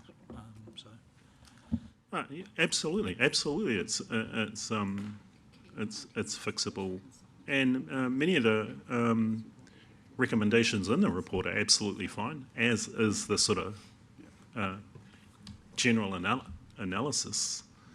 But as I said earlier, we just have to change the nature of the interaction. But there are many positive things in the report, but there are clear omissions as well. So if we had been approached after the draft, then we would have laid that out, and it could have been in the content of the recommendations. Kia ora. Thank you. Councillor Rolleston, did you have... Okay, Councillor Schuler. Councillor Rolleston wants to be last, that's fine. Hey, look, question from me, probably looking at the potentially strategic thinking in terms of, you're saying, well, certainly some things should be dealt with here, some things should be dealt with here. And I suppose my question is, in your own forum, in terms of choosing where things might sit at hapu level versus iwi level, is that something that could be discussed and brought back to us? I mean, for example, if we asked Te Rangapu the same question, they might say, well, we're happy with the status quo, and then iwi chairs or iwi leadership are saying no. And that's probably been something that us as a group sometimes, we wouldn't, you don't know what you don't know, so I wouldn't necessarily know at one level what that communication level might be. Is there a process, is there an existing process where that can be worked through and brought to us to say, on these strategic levels, deal with iwi, on these strategic levels, deal with Te Rangapu, and that's a collective voice rather than, or is it us to do that? Absolutely spot on question. This goes back to one of the key findings in the report about function and purpose. Te Rangapu's terms of reference states that it's so members represent marae and hapu. their other key function is to support iwi. Lines get blurred. So if that was clearly enacted, then there would be no confusion about where the hapu responsibility ends and where the iwi responsibility begins. So yes, the suggestion about wānanga and discussion, that should happen, and then that clarity, going back to Councillor Morris's point, brings clarity on our side and brings clarity on your side too. The recommendations in the report sort of steer us in that direction, but it's not until this type of discussion occurs where the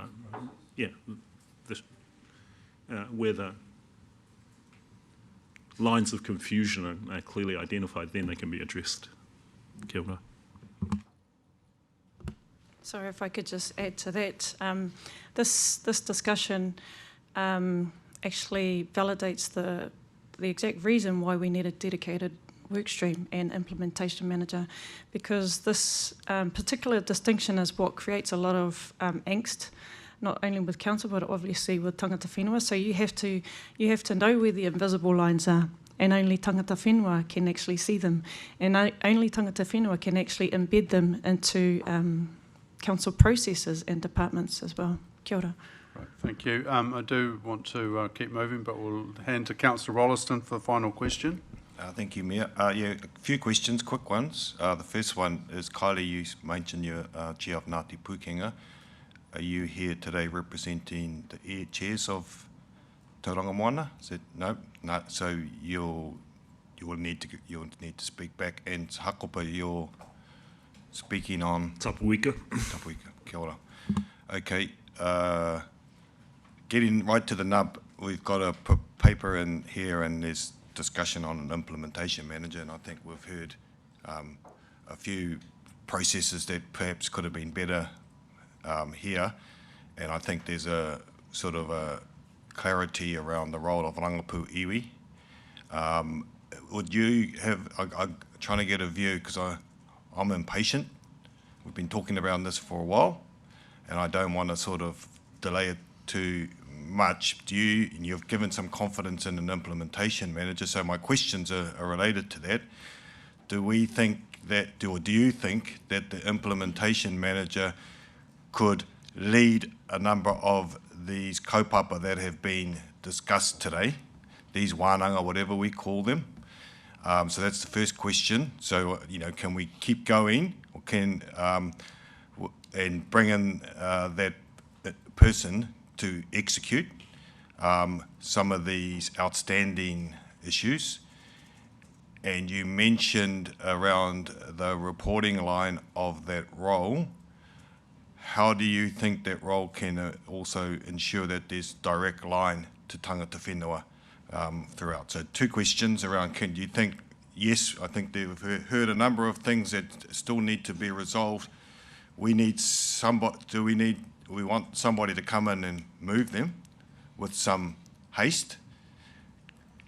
Do you see the implementation manager being able to do that, and how do you make sure, if that happens, that individual is connected back to tangata whenua? Tēnā koe, Councillor Rolleston.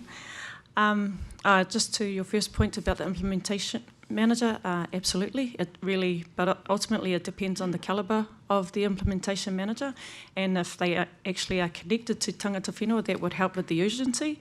In terms of the structure, perhaps they could, of engaging back or communicating back, perhaps that manager could come to the iwi chairs meetings with the mayor to feed back. Perhaps that's the vehicle we start with. How many questions did you have? Okay, kia ora. And I concur with Taku Tuahina, Kylie. Yes is the answer to both your questions. Fundamentally, it all revolves around who the person is. So just to tell you what you already know, the council in employing Charlie to come and work with you automatically connects to all of the iwi around here because of the respect and regard that he has, and no disrespect to any of the other Māori stuff. Josh has a similar level of regard broadly. So the council already has the right sort of capability and capacity in-house. So if someone of a similar calibre was appointed to the role, that would fast track a whole lot of this. Kia ora. Thank you very much, and thank you very much for your answering of our questions. I think, listening to the questions, I think we've got a fairly clear direction, and I propose, I'll put up some recommendations with some proposed changes, I guess, to try to take into account what we've heard today, and I'll just let people have a read of that. Very much talks to some of that structure and actually, really turning this review into something that's meaningful going forward. So hopefully that does kind of help. And then the D is just around putting some timing on it, so we're not talking about this in 3 years' time.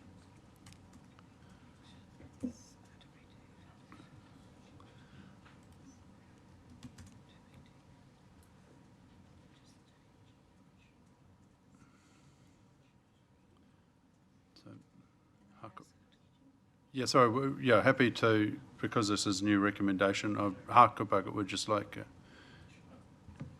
Yeah, kia ora. So taking into account what we've been just talking about now, C, in terms of the... I know it incorporates working with tangata whenua and throughout the whole implementation process, yeah. That would be the key to achieving the things that we're talking about. Sorry. Yeah, cool. Yeah, Councillor Scholar. Thank you, Mayor. So I just, in light of both comments from from Kylie and from Rod, that the report didn't come back for an extra discussion when it should have, I just wonder if C is a little bit off you go and then come back in September and we might be in the same situation. So I don't want to find that we've missed out on a stage of that engagement. So I just, from a staff perspective, can that suggest a month before that we get a draft of what you might be thinking of? I just don't want to find that this is sort of go away and that the council goes away and does something and we don't have that engagement about what the objective is and aims are and what this might mean. So I guess that's just that this is not telling me enough about what the process might be and how we and tangata whenua might be involved. So yes, we can, and our intention was to get a suitably skilled person, and the name that you raised was someone I've already been in contact with and had some discussions, so we're well aligned, and that person would create a project plan to effectively do what you've got on this slide. So that was our thinking. So maybe what we do is once we have a person on board and that person's developed the project plan, that will be in discussions with council and tangata whenua, that we would provide that project plan informally and just to check that there's support for that, which will have in there the milestones and the check-ins and how that would all work would be part of that. So if you're just comfortable, we give a commitment to do that. I think it's important that the person who's going to do the work owns it and signs up to it, and that it is developed through a discussion process, which has always been our intention. So if you can, happy with that undertaking. Can we have that as an action, please? Thank you. I think just to clarify, this report is an independent report to go and do the work. They've worked with different groups and they've reported back. The job now is, as we heard, absolutely, we haven't had an input, but this is our time to input. So we've got not clear to me up there. Well, we've got a report back, and now it's our opportunity to say, do we agree, do we disagree? Personally, and what we've heard today is actually it talks about developing a relationship agreement, but it doesn't talk about that potential structural change that's needed. So, I guess this is trying to say, well, we've got a report. I think we all agree that it's a pretty good report. It tells us a lot of the issues. It gives some recommendations. It's now up to both parties to say, well, do we agree with these recommendations, and where do we go from here? And I guess that's what we're trying to get to here. So hopefully that does sort of deal with a lot of the issues we have. If I can comment, so I tried to cover that in paragraph 18 of the report, and probably hasn't come through very strongly, but certainly it's a consultant team report. They've come up with their recommendations. The next step is working together and how we're going to build on the themes and the issues in the report. It doesn't mean we have to exactly adopt everything that they've suggested, as would normally be with a consultant's report. It's a good guide. They've raised a series of issues, and we would work together to take that to the next step, and that would be the implementation plan. So just one more point on the appointment process of the implementation manager, if we can have tangata whenua on that panel as well, or at least have some sort of oversight, making sure that if we don't get Jocelyn, then the next, well, no, we'll get Jocelyn. But also wanted to note that Ngāti Ranginui also recommends, supportive of that recommendation of Jocelyn Mikaere. Kia ora. Cool. Thank you. So just change the word. So sorry, Councillor Rolleston, have you got? Probably a question for you, Christine. Paragraph 19, and it talks around looking for a suitably qualified, experienced person to undertake the work. So do you think by implying that we endorse the next steps, by virtue of that, that's allowing that implementation manager to come in and make C and D sort of, yeah, thank you. And that was the intention, and that it wouldn't be an existing staff member that work with us, but it would be a dedicated resource to effectively do these next steps. So the Mayor's articulated really well. We were exactly in the same place. Yep. I'm a little bit concerned. We've just been talking about transparency and process. I don't think we should be talking a particular name or a decision made. This is surely has to go through our recruitment policy and potentially is advertised and interviewed. So I just think we have to be careful that just because three we agree that it's a decision. So I just have to think we have to be respectful also of the policies that we should be following from a Tauranga City Council recruitment perspective. If I can clarify, it's not intended that this would be a staff member. This is a contractor that we would bring in, and so we can do it within the procurement rules. So we do need to look at, we can choose to do that by an open procurement, or we can do that by a closed procurement type process. So, but it's not, it's a short-term, highly focused piece of work, and we're talking here the sort of 3 months, which is sort of what we thought, 3 months part-time, dedicated to work on this as a contractor role, not adding staff, not bringing in additional full-time staff. So you've given really clear direction on that. Right, so I do want to keep moving, so I'm happy to move this if we've got a seconder. Yep, Councillor Rolleston will second. I don't have any further discussion. I think we've covered a lot of it. I think this report sets us up well. It shows that intent, and this is now putting that intent into practice, making sure going forward we have the right structures, we're talking to the right people at the right time for the right reasons, and just reviewing all that. It should, one of the key things that came through in the review is, that iwi or tangata whenua are stretched. There's a lot of different demands on them, and it's trying to look at how we can actually help in that relationship. But it is very much around partnership, and looking forward to hopefully designing something that works for all of us, and we have a better relationship going forward and don't drop the ball anywhere. So, Councillor Rolleston. Thank you, Mayor. Yes, quickly from me, I think agree the intent is good. This is a positive kaupapa. It's a positive kaupapa that we're really working, leaning in really hard to make this really successful. So I really want to applaud you for coming in and everyone's really pushing this to make it happen and leading in this space. But we're in a very changing environment, you know, from Mowal to the regional deal to the Head Start and a number of avenues. We're in unprecedented times. And so it's a challenge, but it's really an opportunity. And to have that resource and resourced up is really important. So I think, I'll close by saying, I think the intent's been really good. The application has just got to be reviewed in context of the much changing environment that we're actually in. Any other discussion? Councillor Schuler. Yeah, thanks.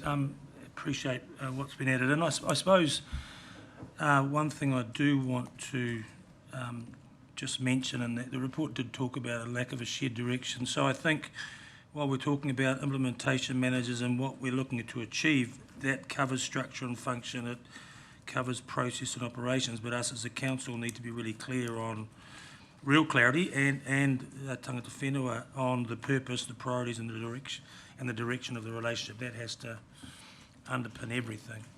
We can do a lot of work at an internal level, but if we don't have real clarity, real simplicity at the top,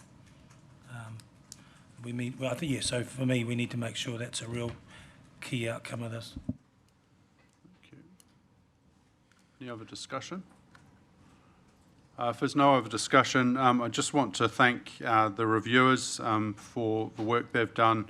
There's a whole lot of parties that were involved in that review, so thank you to all of them for partaking. I think we are getting to a good spot, and I think we've got an opportunity now to get into even a better spot so that we do have meaningful relationship that works for everyone, and ongoing will be in a much better place working together. So very confident of where we're going, and if we go together, we'll be stronger for it. So thank you, everyone. Now put the recommendations to a vote, and all those in favour. Those against. That is carried. Thank you. Right. I think what we are going to do is have a break. So we are going to have a reasonably short break because I'm hopeful that we're going to get through the rest of this reasonably quickly after the break. So we'll come back at 11:55 and we may go over lunch. So if you want a little snack, get in now.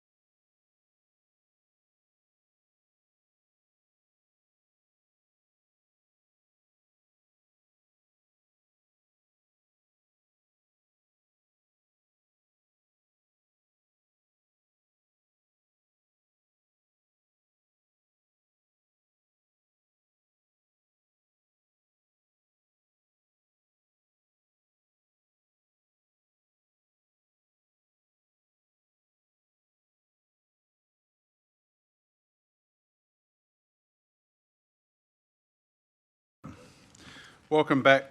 So we're now going to move on to 11.3, interim mitigation options to reduce the impacts on Adams Ave. This has obviously got a large,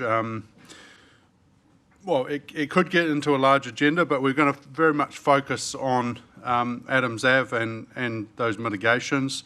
And also we will potentially flip into publicly excluded around a report if we want to discuss details or talk specifics of that.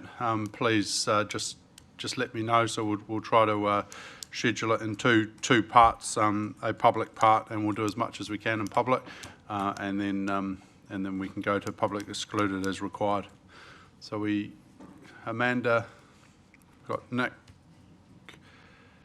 and Charlie, and we've got Gareth from WSP. So, Councillor Schooler. The publicly excluded is to stop prejudice around the QLRA process, which is looking at the risk around the hot pools and campgrounds. So that's the reason for keeping that in publicly excluded, and note that it will be released once that process is complete. Yeah, Councillor Crowther. Can we just get really clear on yes, it's looking at the risk, but what is the specific reason? My understanding is that the reason is because it could prejudice an independent review of the work that's already been undertaken looking at the risk, and we don't want the reviewer to see what we're saying. Am I understanding that correctly? Don't know.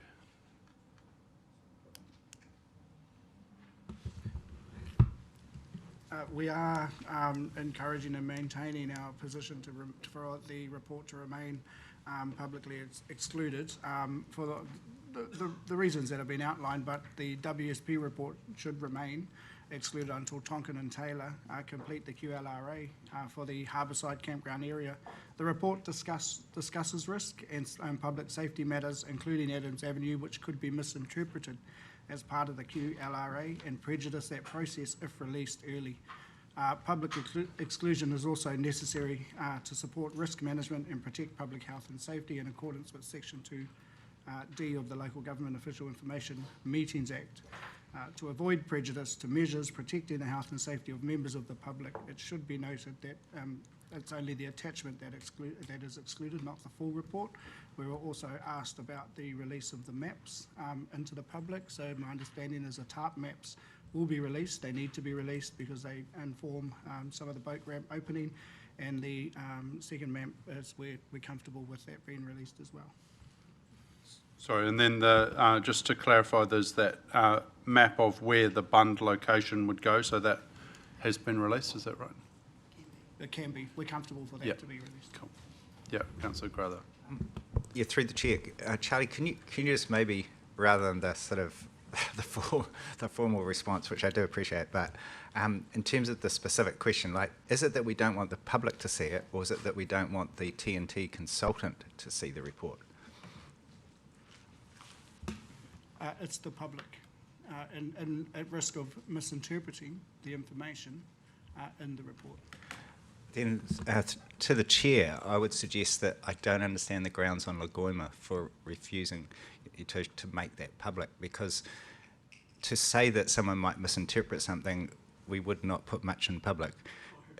So I think there's a real issue here around this will be perceived by, and is being perceived by people in our community as trying to deny them access to factual information, which, yes, it could be misinterpreted. They could come up with all sorts of wacky theories, I'm sure, but to me the downside is huge. The upside of releasing it is really that we will show transparency, and if we're not worried about the Tonkin and Taylor person seeing it, then it's not going to affect what we do. It's just going to be that we will hear some feedback, maybe or maybe not. And to be honest, when I look at it, I'm kind of thinking people would probably be quite reassured by and understand our Yeah, discussion. I'm comfortable keeping this in publicly excluded today. We can certainly get the advice around that, and if the advice is that there is no reason not to release it to the public, then happy to put both the video discussing it and the report into public. But I don't think it's a decision we should be deciding on the fly today. So I'm quite comfortable with where we're at with that. Yes, Councillor Correct. Just further on that, so if the actual reason was the risk of public misinterpreting it, then that doesn't fit within the Local Government Official Information Meeting Act, though, does it? Well, that's the question. I'm quite comfortable with the response that Charlie gave us, and yeah. Well, the original statement that Charlie made, I accept that as the official reason, and as I say, we're happy to get the advice that we require to decide whether that should or shouldn't be. So. Yep. Can I move that it does go into open? Just a bit of discussion with that, if I can get a seconder.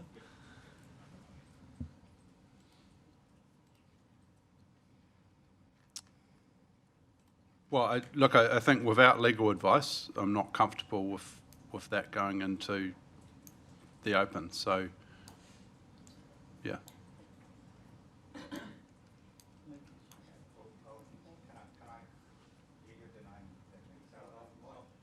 Can I propose an alternative amendment, which is that we get independent legal advice from outside of Tauranga City Council's legal consultants and look at this issue, because it, if I get a second, I'll explain why I suggest that. I'll second it for discussion. Yeah, my view is that we...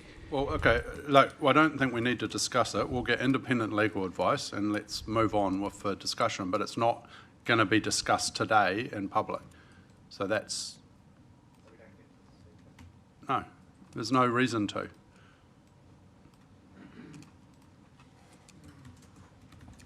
I find it's quite odd that people who around this table who say let's keep costs down are suggesting we get independent legal advice for this. Okay, so have we got any questions around the, do we want to be in public, or do we want to be in public excluded to ask the questions? As I said, if the advice is we should, release it, we'll release the whole conversation. We can do that quickly, but to do this on the fly, I think is quite dangerous.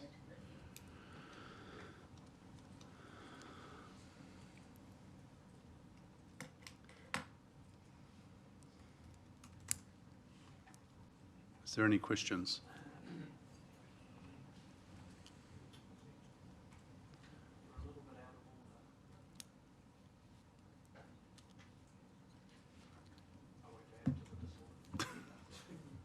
All right. Has anyone got anything to ask in public, or what's that?